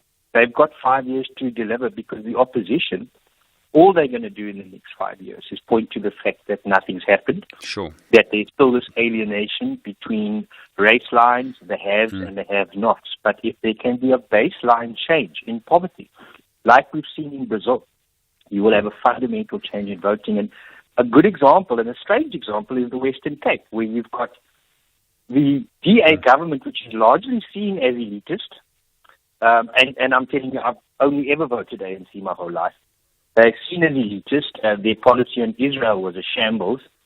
And still, they managed to walk away with the majority of the vote. And I have to say, it comes down to service delivery. And the next 5 years, that's all it's going to be. And whoever pulls it off, well, they get to have another 5-year term. All right, David in Gqeberha, strong point. Thank you. Lwazi in Cape Town, you heard what David said about the Western Cape. How do you feel about this idea of a realignment or a coalition or a something? You know, Stephen, the DA swallowed Ahang and IT. Yeah. You see? Sort of, yes. Now, the ANC is going to that route because the ANC, Stephen, is supporting the people of Palestine. The DA is supporting people of Israel. Now, how are they going to tell their people now, we have partnered with the same people that are killing you? And we have never heard anything from the DA. There are people that are trapped in Sibanye, is it Sibanye or Lily Mine? They have never said anything. When workers are retrenched, the DA has never said anything. Now the ANC want to die a slow death in going into a coalition with the DA. The ANC should just listen to its people. That rather go for other parties, exclude the DA. Even their alliance are saying the same thing. But there's a clip of Jackson Chamb where he says, our children will come in peace on our grave. That's the same thing that will happen to the ANC. Should they do that mistake, it will be the end of the ANC. Trust me, Stephen. You're right, because our people will see that as a betrayal. Yeah. Thank you. No, Lwazi, thank you. On the line from Cape Town, a strong metaphor, but yes. Kabelo and eThekwini, I kind of think we might get a strong view here too. Kabelo, hi. Hi, how are you? How are you, Steve? I'm well, Kabelo. Good to hear from you. Go for it. I think the terminology as well, it should be changed, Stephen. Yeah. It's not a national government of unit or unity. Mm-hmm. It's just a working relationship and a coalition of or amalgamation of the political parties. Oh, I see what you mean, yeah. when you want to form a national government of unity, you can't form in a desperate position. So the ANC is desperate to be in government. The DA want to be in government. So they all can't say we are forming a national government unit. They're supposed to form it in 2019 when the ANC was the leading party. So they sit down and say, look, guys, we need to put the country first.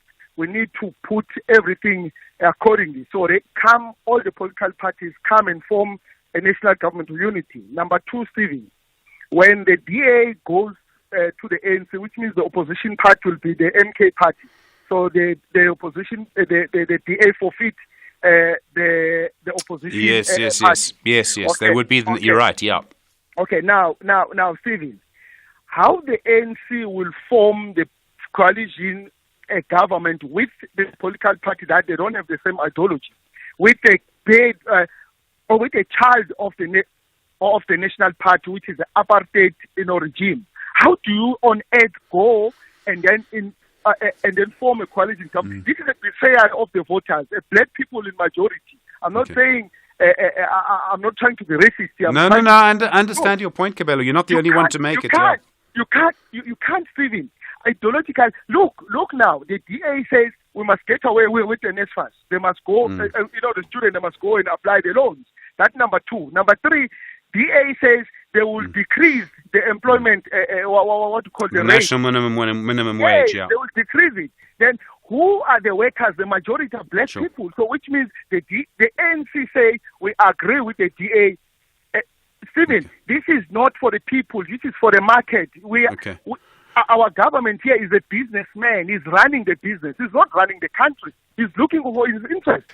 Thank you so much, SG. Kabelo, thank you. On the line from eThekwini. Strong views on this as I expected, and I think we're going to have strong views on this for quite some time. 16 minutes to 8.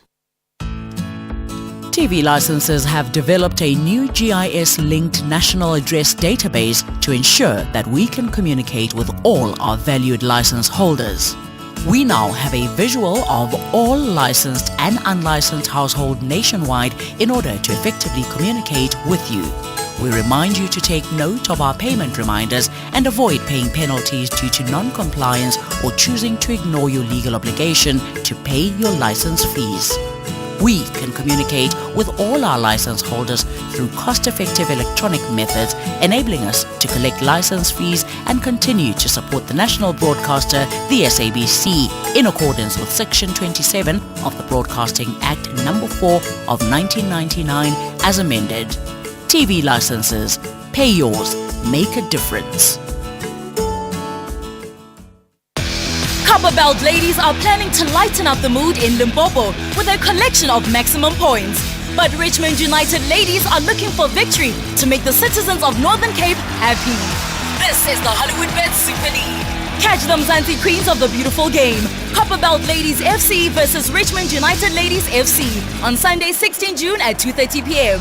Live on SABC Sport on DTT Channel 4 and SABC 1. Also available on SABC Plus and SABCSport.com. Hashtag We Love It Here. Brought to you by SABC Sport. For the love of the game. SAFM. Prime time all day long. 14 minutes to 8. Good morning. Well, another investigation by the Public Service Commission has found that a large number of senior government officials don't have the proper qualifications for their jobs. Technically speaking, they don't meet the National Qualifications Framework requirements. It's 180 senior government officials. Vusimusi Mavuso is a commissioner in the Public Service Commission. Mr. Commissioner, good morning to you and thank you for your time. We do need to start with this because this has been a big problem.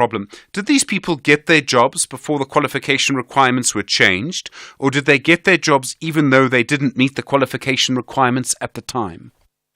Good morning, Mr. Grootes, and good morning to your listeners. Just to put matters into context, the study that we conducted revealed different information as what you actually alluding to. Currently, it's only between 1 and 2% of people who did not necessarily meet the requirements. Remember that this information emanates from the directive that was issued in 2016, and of course, the regulations in 2016 and the directives in 2015.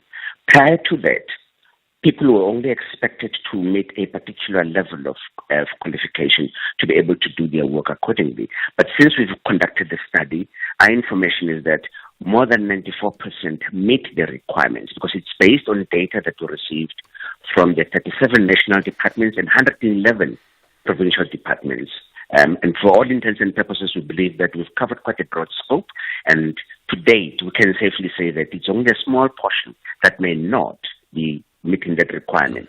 But what is of importance, Mr. Grootes, is the fact that others of those were afforded an opportunity to require for deviation, which others did receive, others didn't.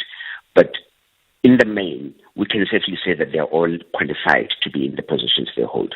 May I invite you to call me Stephen, sir? You're the commissioner. I'm just Stephen. So you don't want the people who don't meet the qualifications to be removed from their jobs at all? The question is not to just remove them from their jobs, as you seem to be alluding. Let me give context.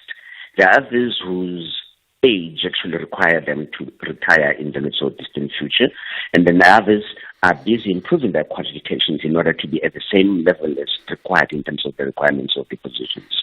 So it's a process that they're undergoing. They're improving their qualifications so that they can be able to meet the criteria. So there are timelines that have been afforded to them to ensure that they reach that level.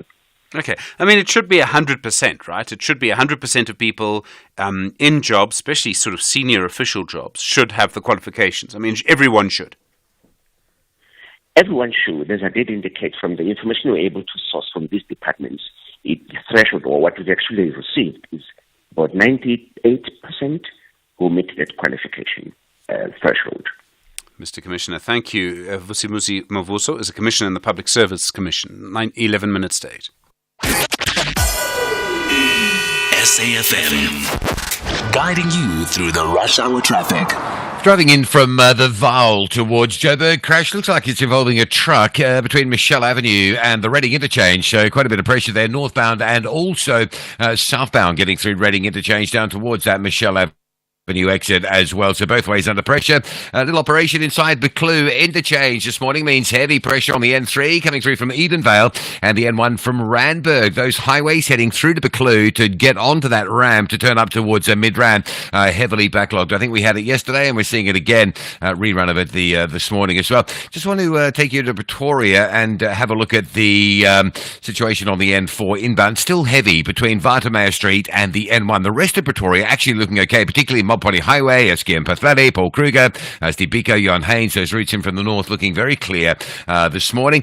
Durban side, Electron Road and the top end of Burnwood Road being obstructed with protesting from overnight last night. So expect some diversions and delays generally through that Springfield Park area. The M19 Mgeni Road option is open. It's once you sort of get into those local roads in that Springfield Park area. Cape Town's N1, just give yourself extra time if you're coming in from the Belleville, Durbanville, Kraaifontein sides. Big traffic this morning. Plattekloof Hill all the way down to the elevated freeway, and the N2 inbound queuing from around about sort of Langa territory through to Hospital Bend. There was a breakdown, it's just being cleared, but the N2's heavy, and behind that the M5 is quite heavy from Kenilworth to link into that busy N2. Rob Byrne, SAFM Traffic. The Trelidor Ultimate Big Blue Sale is now on. Get amazing discounts on the best security South Africans trust. With over 50 franchises across the country, you can always find a security expert near you. So call 0861 Trelidor or visit trelidor.co.za today. Terms and conditions apply. Set in a gleaming new high-tech trauma center that deals with only the most serious cases, an emergency medical team must battle through the crucial first hour of care to save lives that hang in the balance. Each distinctive case is told with a thrilling intensity and nail-biting urgency as the team work on the very edge of the medically possible. This is a medical drama like no other. This is Critical. Mondays to Wednesdays at 9 p.m. on S3. Starts 11 June. Channel your best drama with BBC Primetime, only on S3. Open up. Call us on 086 000 2032. Tsepo on the line from Velcom. Tsepo, hi. The issue of coalitions, Tsepo, what do you think is going to happen? Stephen, I'm thinking what this what is happening currently, it's parties that do not trust each other at all. Yeah. And they're trying to build government. And with that, I want to put my head on the block and say, within 2 to 3 years, Stephen, believe me, I've seen this movie before. We are going to another election. Not municipality elections. We're going to call another national elections again. I'm putting my head on the block on that one. Sure. All right, Tsepo. I've seen this movie before. It happens every time in Africa. The challenge is when they study these things, they go to Europe. And I think that's where they make the biggest mistake. They should have looked at other African countries, not what happens in Europe. In Africa, they do different things differently. And believe me, 2 to 3 years, we are going to call another election. All right, Tsepo, thank you. I mean, I don't know if people in Africa are any different to people in Europe or the other way around, but I hear your point. Fred in KwaZulu-Natal, the issue around qualifications, go for it. Stephen, good morning and good morning to your listeners and the team that you have at that side. Stephen, I think hence why we are calling upon the coalition or the national government of unity. This thing of we having a government that keep on lying to us, whereby they are saying people who are appointed in government with qualifications that are relevant. Well, they know very well they've done a desktop table. The desktop research. I see. Yeah. How do you have competent people or qualifying people whereby year by year you're having people who fraudulently have defrauded their qualifications, and you come to the public podium to say we are having people who are qualifying. How do people qualify while they are unable to deliver services? Because competent people will be the delivering people. Hence why it is very necessary for us to have an interchange government. We are tired of having people who are just, parachuted to positions without understanding what they are doing. I can rest assure you, Stephen, this is not something that I'm willing to sound very personal, but look into the areas, different areas that we have in South Africa. Do you think if we were to have people who are competent enough, who basically competency start with qualification, we were to have such type of roles? Under no circumstance.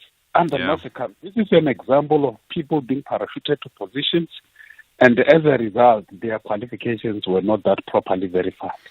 And even when they verify to some. To those who basically they know that their qualifications, they don't even touch them, or they sometimes take leave when that era comes in.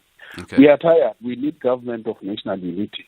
And I believe with the indulgence of the DA, the very charismatic kind of decisions which were very wrong in some eras before will then vanish.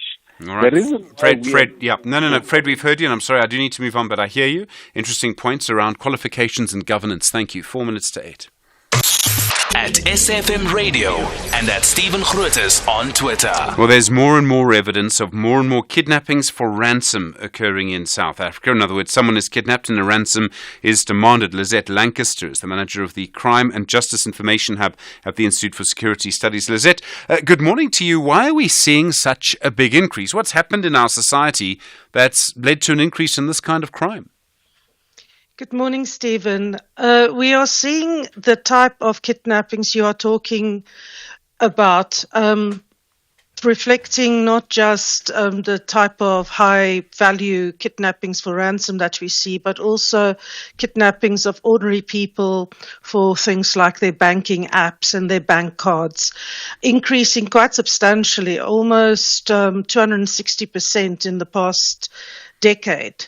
And the reasons behind it is because there's a rise of armed robberies associated with some of these kidnappings, such as carjackings, business robberies, home robberies, and what we loosely term street robberies, where you walk and get snatched so that they can get your banking app or your bank cards. And these, therefore, are associated with a growth in organized crime syndicates or even local types of robbery syndicates that we are seeing.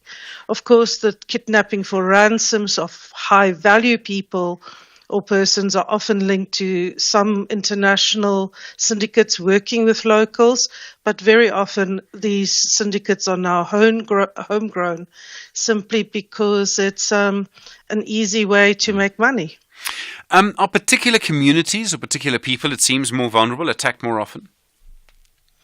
So when we're talking about the kidnapping for ransom, and I must just point out, of the 46 on average a day of kidnappings reported to the police, only 5% of them are the strict sort of kidnapping for ransom types. So the ones we're talking about, where insurance companies come out and talk about it and we see certain communities at risk. Those we do see communities where there's cash businesses often operated in, where information is shared and where people have potentially some trafficking rings associated with those communities. We see it with, unfortunately, Pakistani and Bangladeshi citizens being at risk. Also, just as I say, ordinary business owners working on cash businesses. So you can think for yourself, some of very often foreign nationals or have Asian heritage because of, just not necessarily being in a formal business environment. I mean, it's going to be difficult to fight this, right? I mean, it's a very difficult kidnapping by its nature. It's very difficult to prevent and police. Yes, and we have seen quite a number of successful apprehension of even kingpins by police task teams in hotspot provinces such as Gauteng, KwaZulu-Natal and Western Cape. But the problem, of course, is that we are still victims of all these types of robbery syndicates that are still operating. So we have seen some successes, we have seen the task teams, but of course you need to follow the money, especially where organized crime syndicates are involved. And, it's just so many for the police to deal with. So yes, it requires a lot of thought and potentially some reprioritization. Lizette Lancaster, thank you, Manager of the Crime and Justice Information Hub at the Institute for Security Studies. In a moment, we'll hear from the Democratic Alliance on their negotiations around coalitions. You're with SFM leading the conversation, 8 o'clock.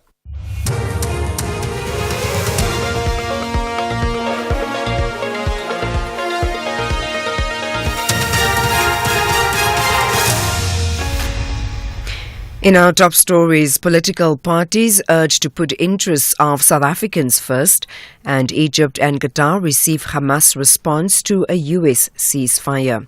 Good morning. South Africans still don't know what the ANC's proposed government of national unity will constitute. The ANC says it will seek to include a group of opposition parties in government after the party lost its majority for the first time since the end of apartheid following the recent elections. Some political analysts say hard work is needed for the proposed government of national unity to work. Meanwhile, the Ahmed Kathrada Foundation has again called on political parties to put the interests of South Africans before their own. This as the National Assembly prepares to hold its sitting on Friday when a new president and speaker are expected to be elected. The foundation's communications manager, Zusipe Piaki.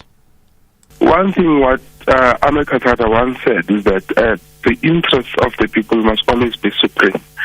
And I think as people were also involved, or a part of the 1994 negotiations, I think what they would say, or wisdom that they would impart on this, is that the interest of the people must be at the center of the discussions.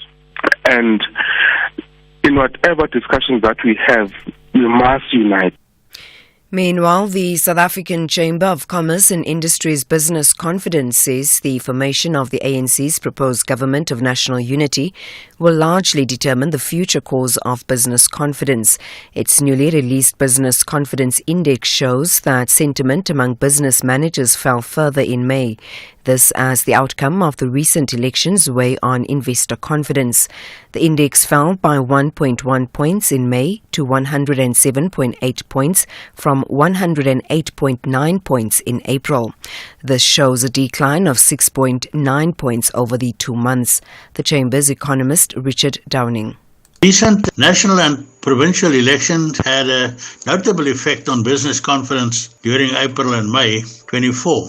The BCI dipped by 5.8 index points in April and further on to 107.8 in May. It's a decline of 6.9 index points over the 2 months. The formation of the new government will to a large extent determine the future course of business confidence and how the business climate will be influenced. In the short term, that's month to month, overseas tourist and merchandise export volumes still played a positive role.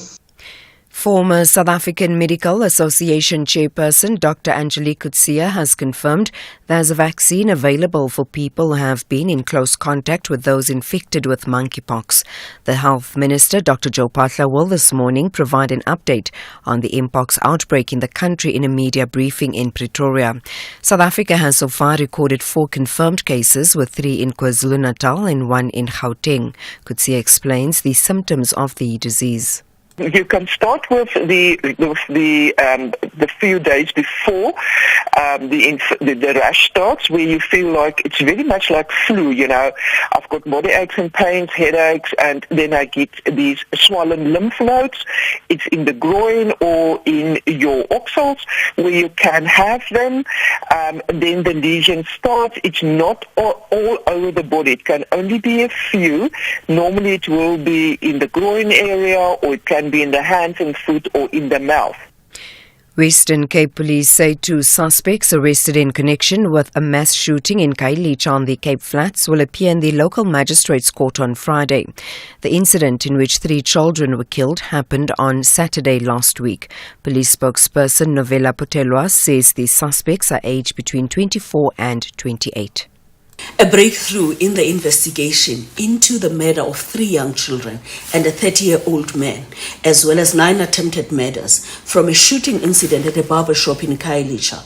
Provincial Serious Violent Crime Detectives have charged 2 suspects for the shooting.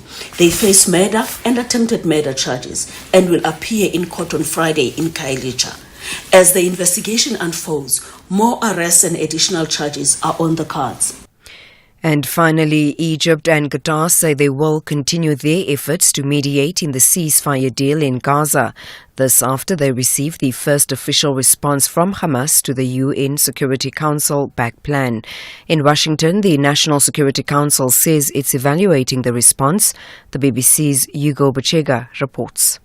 Hamas has expressed readiness to reach a deal, but it is sticking to its initial demands, and they include a guarantee that there will be a permanent ceasefire in Gaza and also the complete withdrawal of Israeli forces from the territory.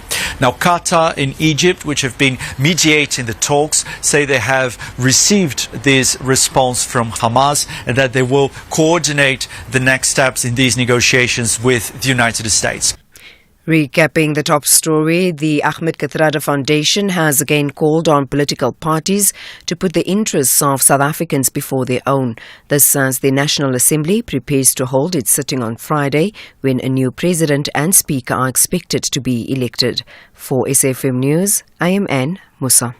A very good morning to you in your SFM Sports Headlines. It's rugby, with the Bulls prop Wilke Louw excited for the URC semi-final clash against Leinster. And we have golf action with 4 South Africans flying under the radar at the US Open. Let's find out more just before 8:30. SAFM. guiding you through the rush hour traffic. Heavy traffic just at the minute coming out of Soweto, around the Soweto Circle, Klipstraight Valley Road, and both ways on the Soweto Highway, all jammed up. We'll keep an eye on that one for you. A reminder of heavy traffic on Joburg's N1 North and N3 North, both routes queuing into Buccleuch. There's an issue as you come off those highways and pick up that ramp to the M1 North towards Allendale Road. Crash on the R21 at Atlas Road, so traffic leaving the airport area en route to Pretoria stays heavily backed up this morning. Durban, a lot of traffic on the M2. You're queuing up from the M7 up through the Westwood Mall roadwork construction zone, and then a secondary queue through Kwamashu Highway up towards the Gateway exit. If you're on your way from the south coast to the airport, plenty of traffic to get through. Also breakdown around Sherwood, so the N3 inbound through 4 level heading into Durban stays busy as well. Cape Town, plenty of traffic on the N1 this morning. We've been warning about just how heavy it is, so even at this hour from Plattercliff Hill all the way down to the elevated freeway and the foreshore into the city centre stays very busy, and AZ Berman still queuing coming out of Mitchell's Plain through the construction up towards the R300. Rob Byrne, SAFM Traffic. SAFM Sunrise. A vivid start to your day. 8 minutes after 8, good morning, you with SAFM Sunrise. I'm Stephen Grootes. Lots going on this morning. Hear from the Democratic Alliance in just a moment on their coalition negotiations. So we've heard from the NFP, we've heard from Al Jamar. They don't want the DA to work with the ANC. Other political parties we're trying to hear from, I understand the IFP is holding a big press conference today. They may not be the only one, so I think we're sort of getting closer to what's going to happen on Friday. In a moment, you'll mediate a conversation around half an hour from now. We'll be looking at the issue of new customs duties on cheap clothing coming into South Africa. You may well be wearing some of that clothing from Shein and Temu. We'll be talking about that as well. You know the number, 086 000 2032. It's 8 after 8. Stephen Grootes on SAFM. All right, so Friday morning, we understand that the National Assembly will be sitting for the first time since the election, and they will need to elect a president. Looks like Mkhonto Wesizwe is still going to boycott that session. They, of course, have gone to court. Let's hear now from the Democratic Alliance. Solly Malatsi is their spokesperson and second deputy federal chairperson. Solly, good morning. Good morning, Stephen, and to your listeners. Your federal council has been meeting. You've been taking some decisions. Are you still in discussions with the ANC?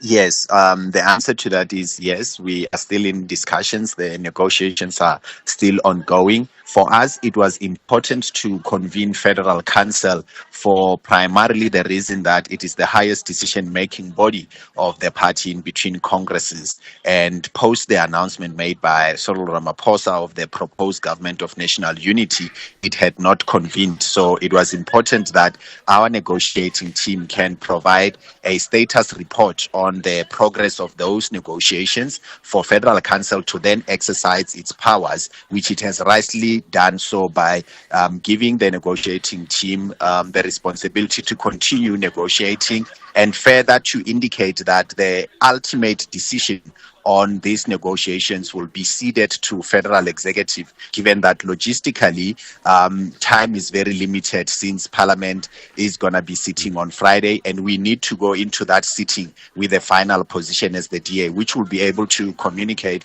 hopefully by the end of the day on Thursday. Okay, so the discussions that you're having with the ANC, would this then be a formal coalition? Your members would go into government. You would have a DA minister in government with the ANC. Well, up to so far, which was based on the report to Federal Council, the negotiations hadn't been elevated into scenarios. You know, there are multiple scenarios that can take place, and those scenarios are there for the negotiating teams from both sides to thresh out and determine whether there is actual compatibility that we can work with and that can be acceptable to all of us. And ultimately, Federal Executive will be guided by, you know, the outcome of those discussions based on what our negotiation team is able to put on the table for us. Okay, so at this stage, could this arrangement range from a full coalition, DA members in cabinet with the ANC, all the way through to the sort of confidence and supply agreement? Yeah, I mean, at this stage, in negotiations, anything is possible, right? And I think the responsible thing to do while these conversations are still ongoing is to not for us to be getting in instances of saying what would be the favorable, scenario, because we want to be negotiating in good faith, and we're committed to that process. And ultimately, when the negotiations conclude, which have to be concluded at the very least by the end of Thursday, we'll then be in a position to outline what our position is and why we've chosen that option. Okay. Does it matter is there a distinction for you on whether it's a coalition or a government of national unity? My understanding at this stage is that the EFF will not join a government of national unity if you're there. I'm presuming the same holds for MK. They'll have to take their seats first anyway. But for you, is there a distinction between whether it's a coalition with the ANC and other parties, or whether it's a government of national unity with the ANC and other parties, apart from MK and the EFF? It's a matter of phrasing. The reality is, if one party is working with another party or more than one party, in modern democracies, that is coalitions. Okay. And if the EFF and MK joined this, would you then withdraw? We'll be guided by our negotiations team, but our view has always been known on where we stand on those parties. And we've also said in the framework that has been the basis of our approach to the negotiations that we would be comfortable being part of an arrangement that is centered around parties that share our strong commitment to the constitution and towards stability. And if we've got a sense that there are other parties that don't share those values, we would find discomfort in being part of that arrangement. Okay, and Solly, is another condition for you that Cyril Ramaphosa stay the president? If he is no longer the president, is your deal with the ANC off the table? We operate into these negotiations on the basis that the current president of the ANC is President Ramaphosa, and the current leader of the DA is John Steenhuisen, and that's where our focus is. We haven't ventured into scenarios that exist beyond successions, because that's not what at play at this moment. Solly Malatsi, thank you. Really appreciate the time. The second Deputy Federal Chair of the Democratic Alliance, their spokesperson as well. Crispin on the line from Durban's listening to that. Crispin, hi. You have a strong view on the DA and the ANC. Good morning. Yes, I believe that each party does have something rational in there somewhere to offer. And I think the DA is very good at being a stern critic of government and often marshals good evidence for that. But I think they should play that outside government, not inside government. They being in government with the ANC, I think is problematic. It's going to mean the ANC spends all its time trying to explain why it's not able to pursue progressive policies. I think people voted for progressive policies, even though that some of the people who claim to be progressive parties actually completely reactionary in reality. But people voted for progressive policies, and the ANC must pursue that.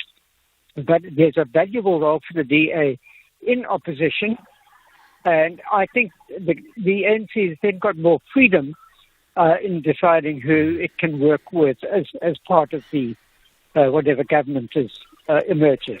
All right, Crispin on the line from Durban, thank you. Interesting view there. You with SAFM, just gone 8:15. First in the morning, SAFM Sunrise with Stephen Grootes. Well, we've seen huge flooding in the Eastern Cape and KwaZulu-Natal again in the last 10 days. KwaZulu-Natal in particular has been badly hit over the last couple of years. Now, Greenpeace Africa says that big oil companies should be held accountable. They seem to be linking one with the other. Siyabonga Myeza is the climate and energy campaigner for Greenpeace Africa. Siyabonga, good morning. Good morning, Stephen, and good morning to your listeners. Thank you for having us. You say these storms are the result of climate change and oil companies must be held accountable. How do you get from one to the other? Explain the link to me. Stephen, by burning fossil fuels and warming our climate, the fossil fuel industry is burning our future. Yet while people face climate impact, the oil companies continue to allow their fossil fuel addiction to drive death, destruction, and displacement for their own profits. So fuel companies are using every trick possible to manipulate and advertise so that government can give them business and they can do whatever they need to do to get their profits. So we're saying they definitely are liable for the impacts that we're seeing. Okay. You have no proof that the events that we've seen recently are because of climate change, do you? Well, studies show the links that definitely the oil companies or the emissions are linked to these extreme weather patterns that we're seeing in Kenya, across Africa.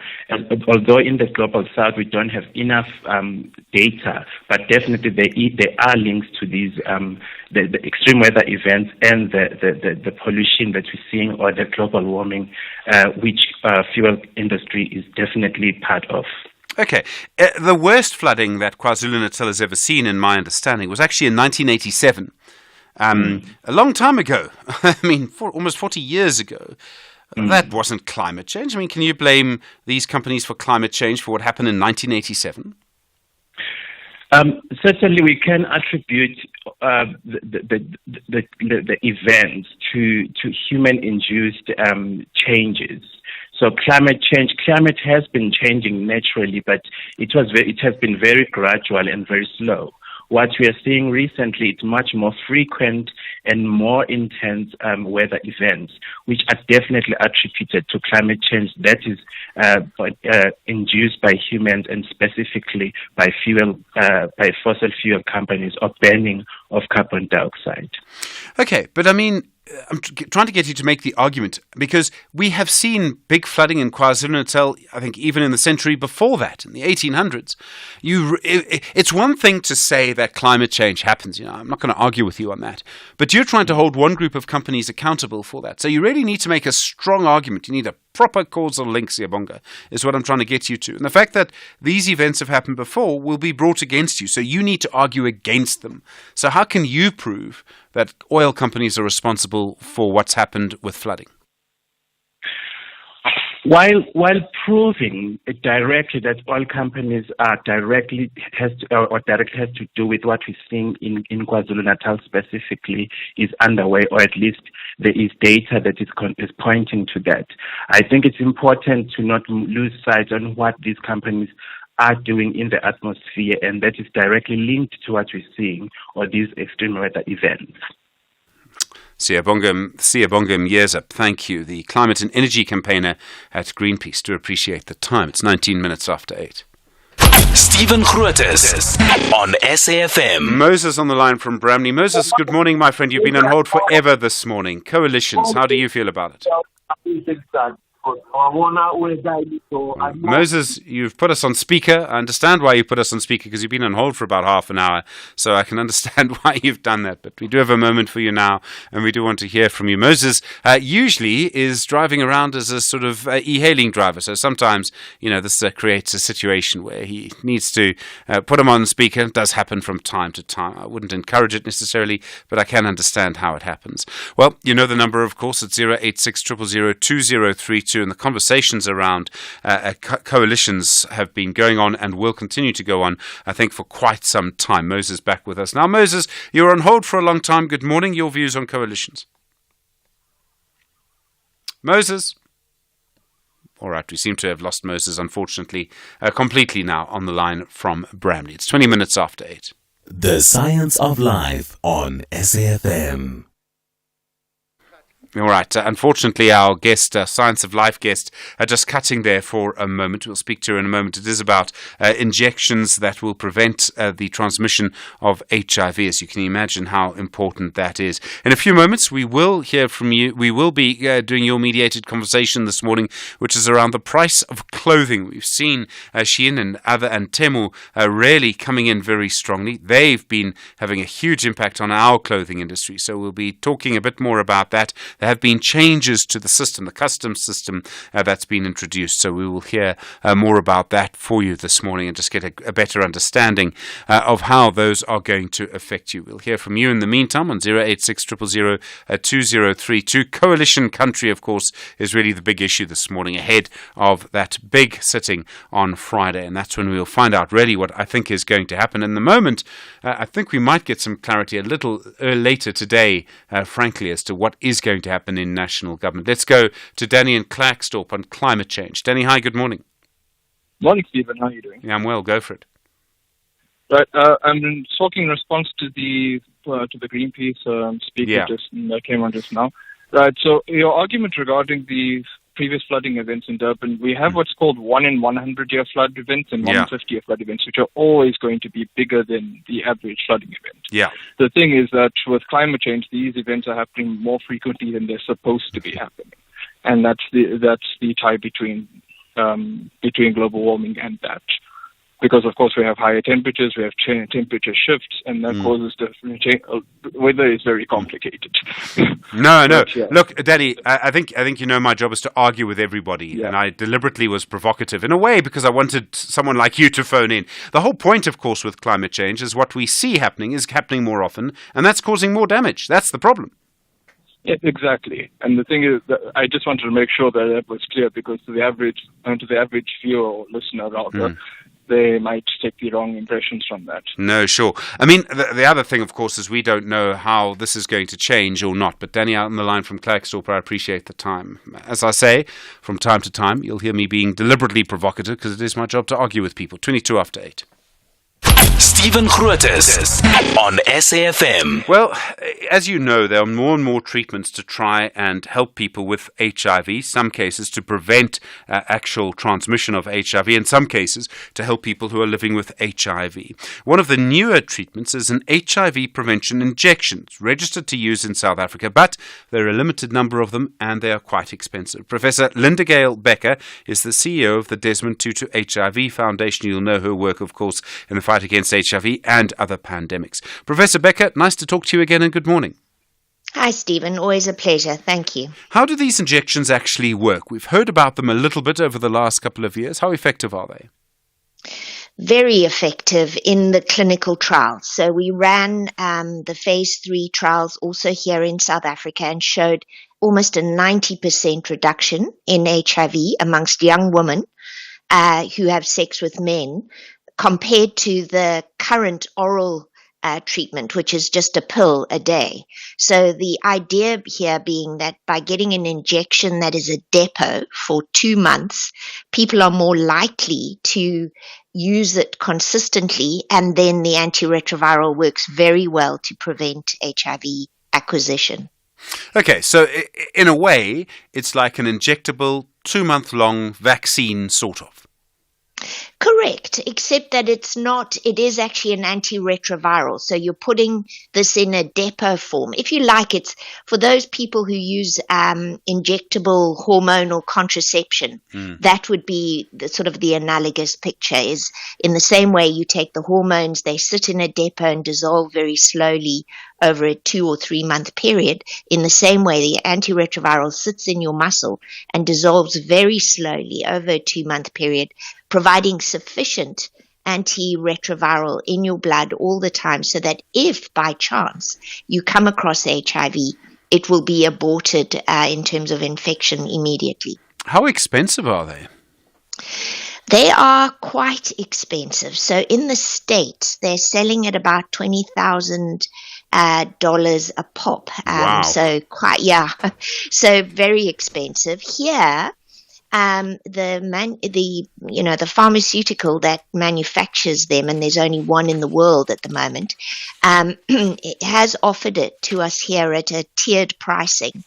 But unfortunately, even that is probably not going to be affordable in the government sector as yet. So we are hoping that, they have also given the license to generic pharmaceutical companies. And we're hoping that when it comes in its generic form, as we have learned before, then the price will come down into a range where our government will be able to afford it. There was a time when a dose of nevirapine was very expensive, and antiretrovirals were very expensive, and they become much cheaper now. Very cheap now. Why is this so expensive? Is it something to do with the delivery system? Is it something to do with the actual type of ARV? I'm surprised that anything to do with ARVs is that expensive. Yeah, and the reason our drugs are so cheap now in the antiretroviral front is that they're all generically manufactured. So once generic pharmaceuticals get the product, they can make it at absolute cost because they have no R&D costs to recoup, as it were. The brand pharmaceutical, the originator, always comes in at a greater cost, right? Because they're also having to recoup all the developmental costs that went into making the product in the first case. So we always find the originator price is higher. A company like ViiV will give tiered pricing, so they'll give us a slightly or sometimes quite reduced price, but we have to wait for the generics to really drive the price down. And because this isn't a simple molecule, it's not just a simple pill, it actually is sitting in a depot form. It is harder to manufacture, and so probably the generics are going to take some time to get the milling manufacturing going. And so there is going to be a delay, unfortunately, before we see this. Our hope now is that the donor agencies bring the product in for us, and that's going to be PEPFAR and Global Fund, as usual. Quickly, if you can take a pill that does a similar thing. You just have to take it every day, don't you? That's right. So for those people who can manage a pill a day, brilliant, use it, the stuff works. This one is just for those people who really struggle, like many of us, to do a daily thing, because that can be hard. Professor Linda Gale Becker, thank you, CEO of the Desmond Tutu HIV Foundation, 27 after 8. This is SAFM Sport with Zai Khan. Great night in the cricket, in the rugby. Oh God. Great night in the football last night with Bafana. We're through to the next stage of the cricket. What's happening in the rugby? The Bulls are ready. That's right, Stephen. It's going to be a cracker. They are going to be taking on Leinster at Loftus Versfeld. It's a high-stakes United Rugby Championship semi-final. Bulls prop Wilco Louw expressing excitement about facing one of the most formidable front rows in rugby, featuring Irish internationals Andrew Porter and Dan Sheehan. Now, with the Boks set to face Ireland in July, this game is serving as a thrilling appetizer for rugby fans.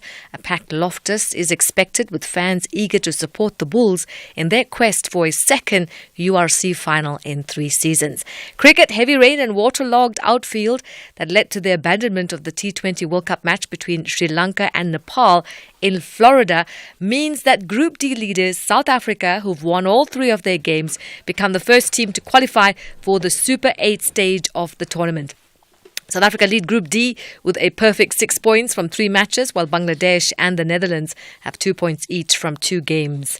Other cricket news, Pakistan recorded a 7-wicket victory over Canada, keeping their hopes of reaching the Super 8s of the T20 World Cup alive.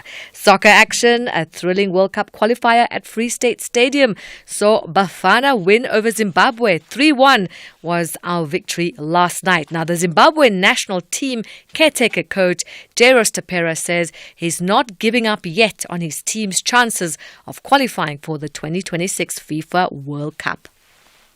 Probably there's a team which is on 7 points. Some last 2 games they were probably on the bottom, but they only won 2 games and the next is history. Let's just take this as the starting point, where if we can go to organize ourselves and win the next game, we'll never know. And finally, mixed martial arts, EFC interim flyweight champion Terence the Black Panther Balelo is having his patience tested as he anticipates his next fight.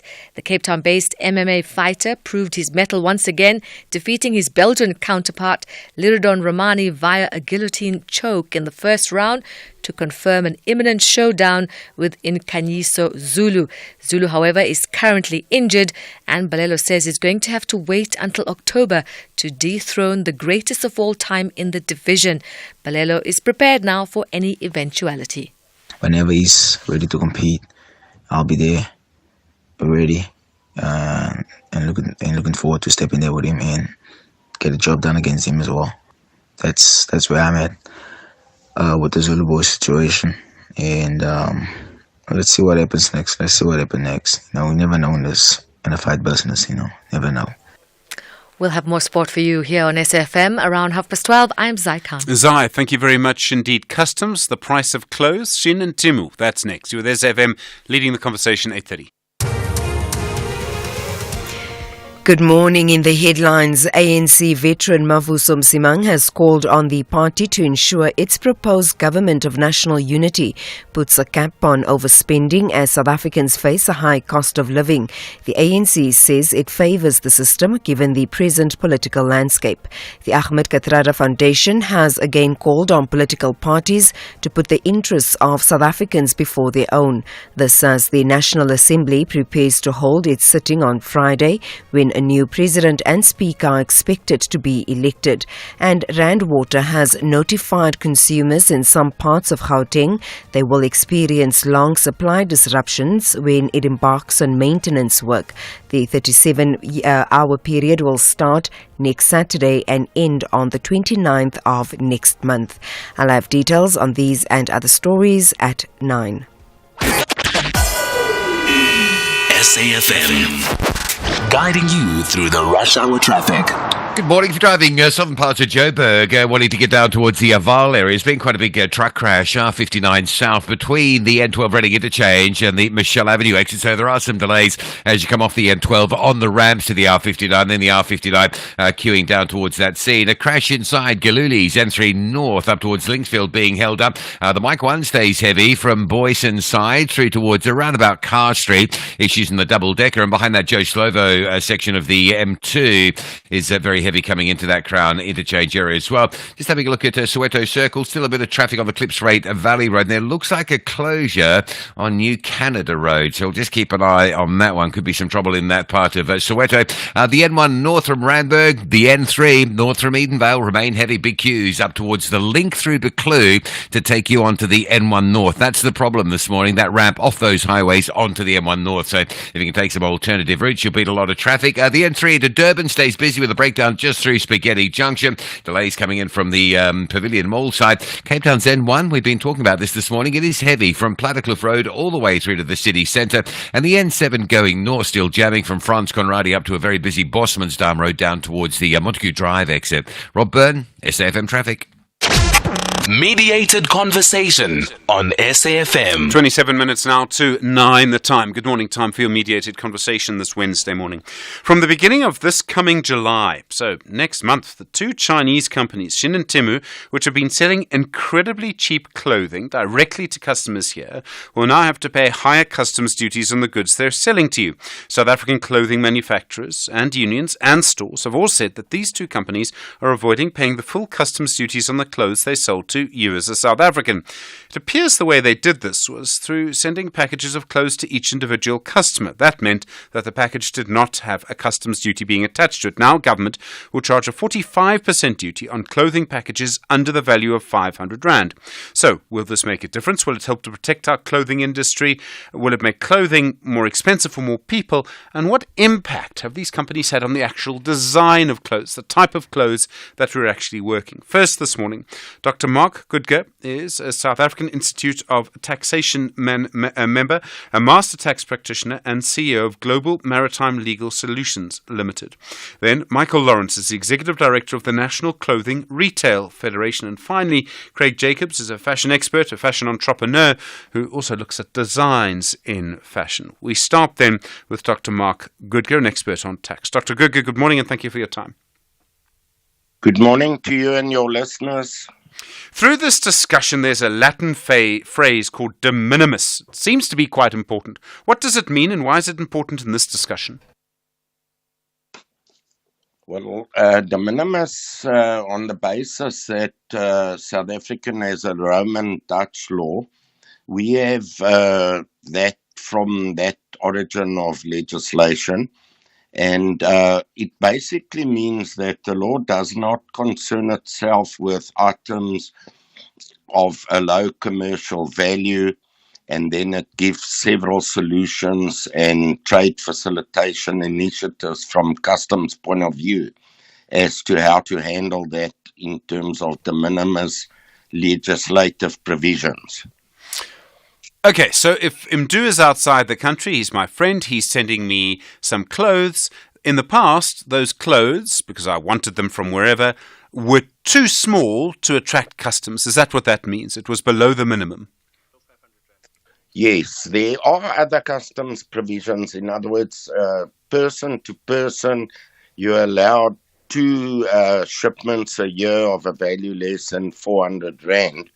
But in this particular instance, there's a provision when one looks at customs and the amount of declarations that they must process, and particularly through the courier mode of delivery, one can imagine the amount of customs declarations. So there is a provision that a de minimis of 500 Rand applies. And in that particular regard, the declaration of those goods on the manifest is subject to a flat rate of 20%. There are other customs provisions where a flat rate applies, but I won't go into those quite right now. Okay, so then to put this another way, these 2 companies were sending stuff to South Africans who had bought them, and they were only getting a 20% duty. Now, if a bigger company, so say, for example, one of the big clothing stores in South Africa was importing goods, thousands of tons, a ton a shipment, whatever, and they were selling those goods here, but they'd imported them by the ton rather than under 500 grams, what kind of duty does that attract? What's the difference? Well, the duty on most of these textile fabrics, in other words, is a 45% plus VAT of 15%. I just want to mention something on the calculation of the formula for VAT, is that one assumes that it's 15%, but in fact, through the VAT Act, there's an upliftment of 10% of the value, and you apply the 15% to that. So it's actually higher than 15%. Okay, so now these smaller packages basically are going to cost South Africans more, and the prices will then have to be reflected by the companies that have been sending these through these small packages through courier companies. Well, if one looks at the larger retail industry, when it also imports as part of its inventory that it markets in the local market, it does not fall under those provisions of a 500 Rand manifested value declaration. So therefore, if we put that into context, they do pay, they declare, they are not facilitated under that consensus that was afforded by SARS, or is afforded by SARS to courier companies. So they in fact pay that full amount, and then when that imported product is sold within the local market, then those consumers are in fact paying that full duty and VAT. Whereas when you ship shipments on what we call a DDP basis, a delivered duty paid basis, and each shipment is then under a separate contract of carriage, however, on that particular manifest, and its value is below 500, then the flat rate concession of 20% was in application there. So it appears these entities had made use of that on a delivered duty paid direct clearance per consignee basis. Thus, obviously then, they did not pay the full extent of the duty and the VAT. I'm not going into the legalities of whether they could or not, but thank you up to that point. Okay, so Dr. Goodger, to try and enforce this now, so there must be hundreds of thousands of couriered parcels coming into South Africa on a daily basis. Is it going to be difficult to actually know what's in these parcels and whether they should pay this new duty or not? Well, SARS have got the discretion in terms of Section 38 to apply this de minimis type of rule or flat rate duty, if I can call it that. They have the discretion and they can, in fact, flag that the textile articles, etc., are no longer facilitated under that. So each of those would require then a separate declaration at the correct customs duty and VAT rates. It sounds like a nightmare to enforce this. I mean, very important, but difficult to do. Well, this would require enforcement, definitely. And yes, it doesn't really lend itself to trade facilitation, but then the level playing field must come into practice here, where those others that are in fact importing and paying those correct duties and cannot facilitate themselves through that so-called de minimis loophole,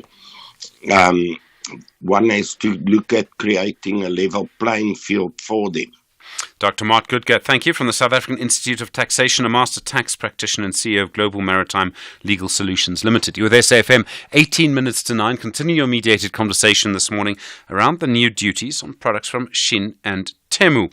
Michael Lawrence is the Executive Director of the National Clothing Retail Federation. Michael, good morning. Good morning to you, Stephen. So, the upshot for you compete against these goods, is that these clothes will now cost more money. I mean, that's how you benefit, right? It'll cost more money and you'll be more competitive. Well, we see it more as we have a level playing field and, Sure. and the commercial environment we work in is then fair. Yes. Okay. Do you think this is going to be enough, I don't know, is the right word protection? Is this enough leveling for your industry? Look, there's a whole lot of elements to the offshore online business model, which we do need to respond to. They've got very smart AI in terms of customer preferences. They've got very smart engagements around how they produce. We're not always sure, but there's some interesting articles about what happens in the manufacturing side across the world. But certainly this makes a difference. It does help, and it is an element that government should have applied its mind to. We think a little while ago. I keep saying it's in response to the news of the last weekend. I keep saying it's an at last thing, and all of these de minimis parcels have been declared anyway. It's not as if they just come in and they just ignored. There is in fact a record of every de minimis parcel coming in, and because 20% has to be applied to it. So it's simply, for us, it's simply a case of, well, if you are charging 20% against it, why can't you just charge and levy the correct amount? And make sure that the national revenue, the fiscus, benefits from it. Okay, so from what I understand of how this would work, then, is that the new price, because it would be a new price, would be levied when the person is actually paying for the product on these websites. I mean, that's how it should work. And so when people are either shopping with the South African products or products made here, or with our industry, and then shopping with these websites, they'll see that price reflected in that way. Well, this is something we're waiting to see in respect of the modality of operation, because all of the responsible offshore online, and there are a number of very good offshore online that give you all of the information you need. They'll give you your actual price of payment, with the only exception being on delivery charge. That often is variable depending on the quantum of product and value of product that you're buying. But they give you the actual price, which would include all of the tax, because it's a fixed number. You'd get the tax number sorted. So we're waiting to see exactly, are we going to see a price to consumer more accurately reflected? And then it will be over to the clearing agents to make sure that the correct duty and VAT is paid over to SARS, as has been the case with the 20% so far. Okay, we've seen our industry having a very tough time. I mean, really, I suppose for the last 30 years, some signs of a recovery. Do you think that our industry may need more protection or help or enabling conditions in the future in some way? Well, we're very engaged. The master plan for clothing, textile, footwear, leather is actually led by retail. It's called the Retail Master Plan. And we're very engaged in driving local production capacity for commercial sustainable sourcing for South African retail. Over the last 4 years, we've increased for the master plan participants. We've seen an increase from 30% to in the mid 40% of local product appearing on shelves now. So we think there's a lot that can be done when we work together. This particular issue has been a disruptor to our program and our plans. We think this initiative of SARS right now is going to be helpful. And yes, there's always more to do, but we'll look at what the more to do is going forward. What we are concerned about as retail is consumer protection right now. The monitoring and enforcement, which you spoke to Mark about, that worries us, and we've offered to help SARS if they can. If they have need of our assistance. We don't want any special favors, but we have technical experts. We have our own online offerings that could bring some intelligence into the process. And consumer protection is a big worry. How does the consumer get relief now? We have a very good Consumer Protection Act that we all subscribe to as local retailers, but how does the consumer get protection from this new model of operation? Okay, in other words, how do you know that the jacket doesn't come apart in your hands as you put it on for the first time? 100%. Okay. We've seen the textile industry around the world change dramatically, and almost I hate to call it this, but a race to the bottom, where prices have just been dropping and dropping and dropping, and to an extent so is the quality. And we see more clothes being produced at a much cheaper rate. Is this a model that our industry can compete with, or does there need to be some other disruption, maybe in the other direction, to try and move away from fast fashion, but the idea that clothes are of a better quality and last for longer? We understand consumer needs and consumer appetite and consumer passions change constantly. We have some very smart people. I like reminding people that of our listed clothing companies, there is a substantive investment by a number of international funds because they understand how good we are at reading our markets and responding to our markets. That's been true for decades now. It's not going to change in a hurry. There's no sense of nervousness about the ability of South African retail to be consumer responsive, to be fashion responsive, to be product responsive, in fact.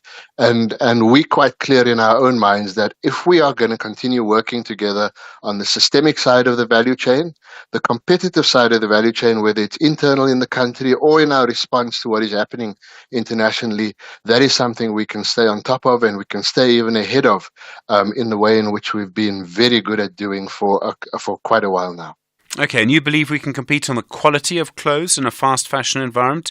We're not going to have to see our workers having to accept reduced salaries to compete with other countries?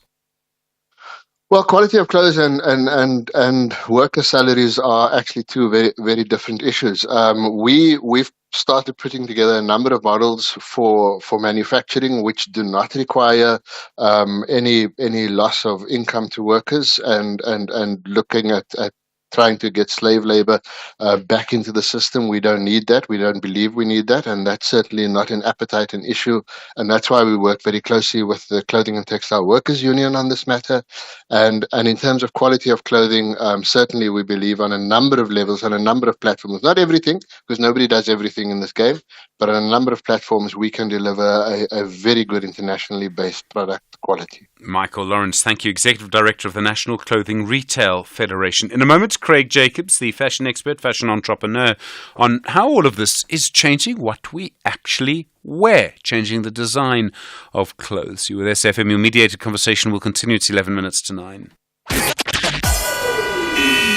SAFM.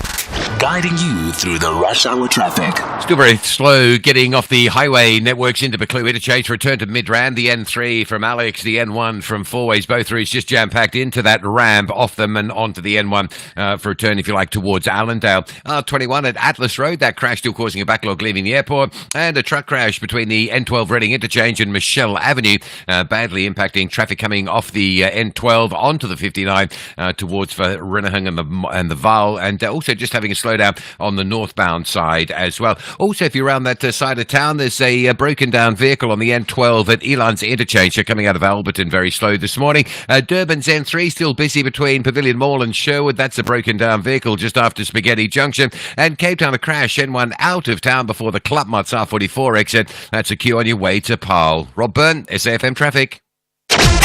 Mediated conversation on SAFM. 10 minutes to 9. Continue your mediated conversation this morning around the clothing industry, the new duties that are being attached to goods, particularly from Temu and Shein. Craig Jacobs is a fashion designer, fashion entrepreneur. Craig, good morning. Good morning, Stephen. These two companies have been really pushing what's called fast fashion. You buy something, you wear it a couple of times, maybe it loses its color, maybe it falls apart, you buy something else. Is this really sustainable? I understand why people do it. Look, it's shiny, it's new, it's trendy, it's hot, I want it. But is it really sustainable? Just to put things in a little bit of context, today we are actually buying 8 times more clothes than what we did in 1980. So the thing is that we don't actually need as much clothes as what these retailers are selling us. I mean, fast fashion is called disposable fashion. So this whole concept about clothing has changed. That it's kind of like fast food, that someone buys something on a whim, they see it on Instagram, they buy it, they wear it, they get rid of it. What happened to those clothing is it's become landfill. I mean, these countries in Africa, Kenya, that's legislated against accepting secondhand clothing because the rest of the world doesn't know what to do with it. It's clothing in America is now the second biggest cause of landfill. So it's kind of part of a greater ecosystem where it's actually ruining the planet. Why is it so attractive then? I mean, is it because there's this idea that you need to have the sort of new style, you won't fit in? And that's a very, very strong impulse, particularly, I suggest, for younger people maybe, but maybe for everyone, that I need to look cool, I need to look as good as I can, this is the current trend, and therefore I'm going to do that. I mean, that's a strong impulse to fight against. Yeah, so it's kind of, it actually is largely driven by Gen Zs. It's about newness. You know, you kind of want something new because you think you're on trend then. And trends just keep changing all the time, so you want to keep up with it. But it becomes, economically, you can understand why these companies are succeeding is because their price point is so low.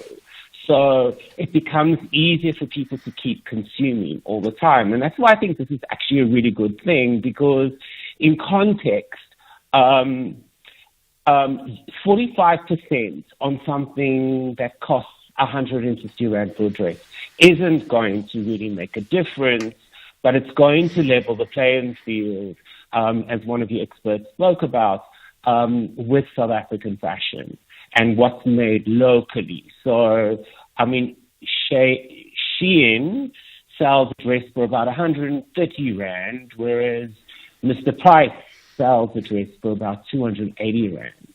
So in that way, I mean, you will be able to buy the same kind of thing, but in a more comparative price to what you can buy that's made locally. Is it changing the process of design? So you suggest that we buy a lot more clothes than we did in 1980. I think that must be true. And people would have bought differently, but they might have designed differently too. It must change what we actually, especially if the design cycle is now moving so fast.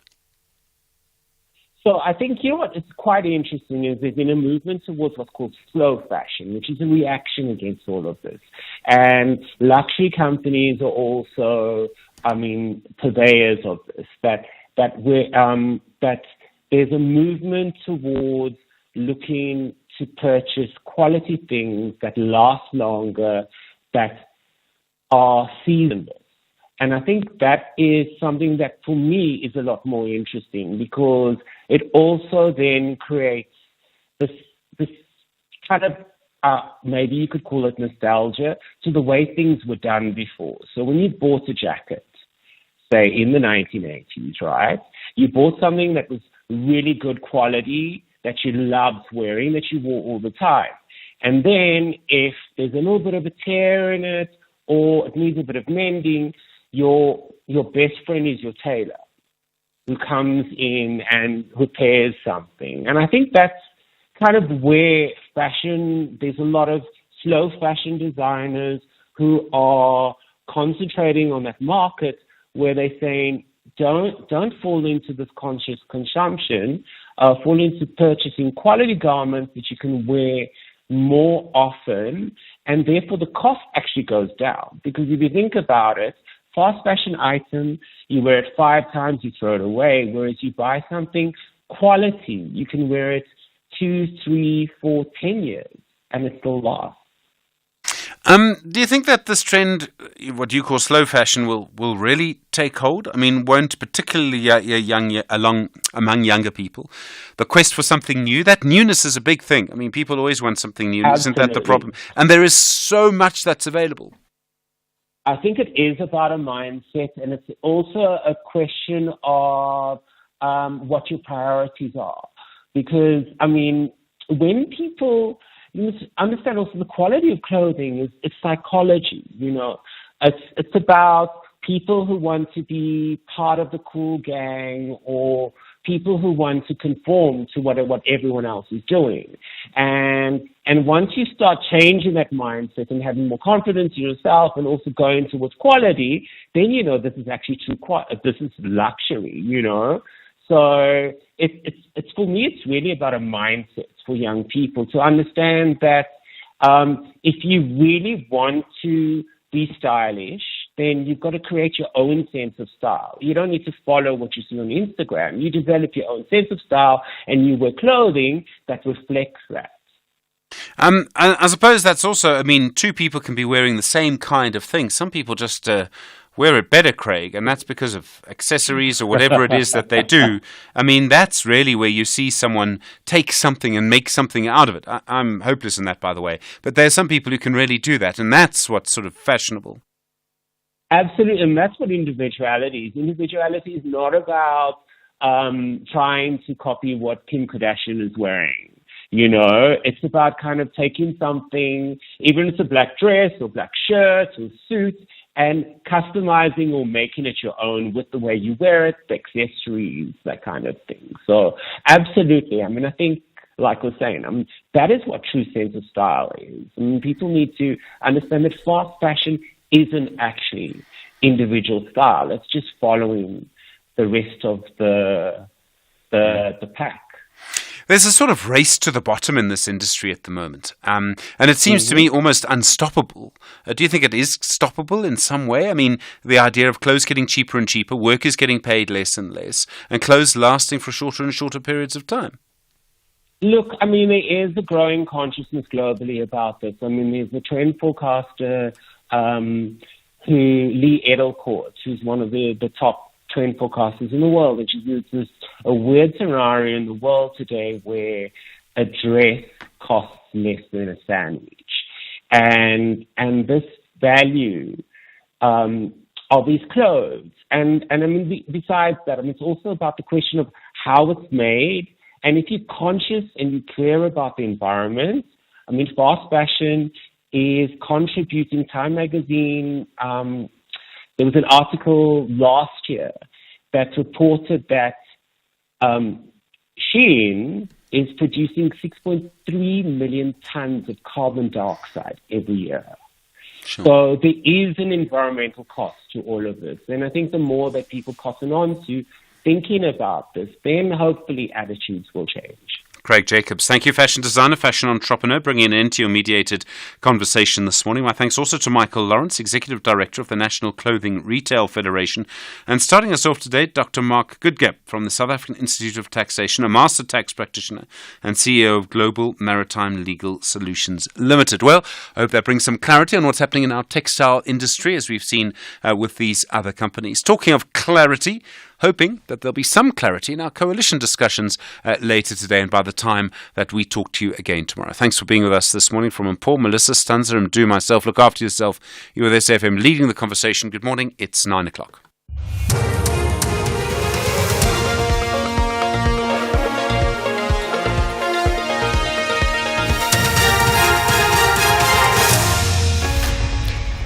In our top stories, ANC veteran weighs in on proposed government of national unity and Haiti forms a new government. Good morning. ANC veteran Mavuso Msimang has called on the party to ensure its proposed government of national unity puts a cap on overspending as South Africans face a high cost of living. The ANC says it favours the system given the present political landscape. The party says it will seek to include a group of opposition parties in government after losing its majority for the first time since the end of apartheid in 1994 following the recent elections. Msimang says the new government should make the poor its priority. Cost of government cannot be seen to be going up. We've got something called the hand.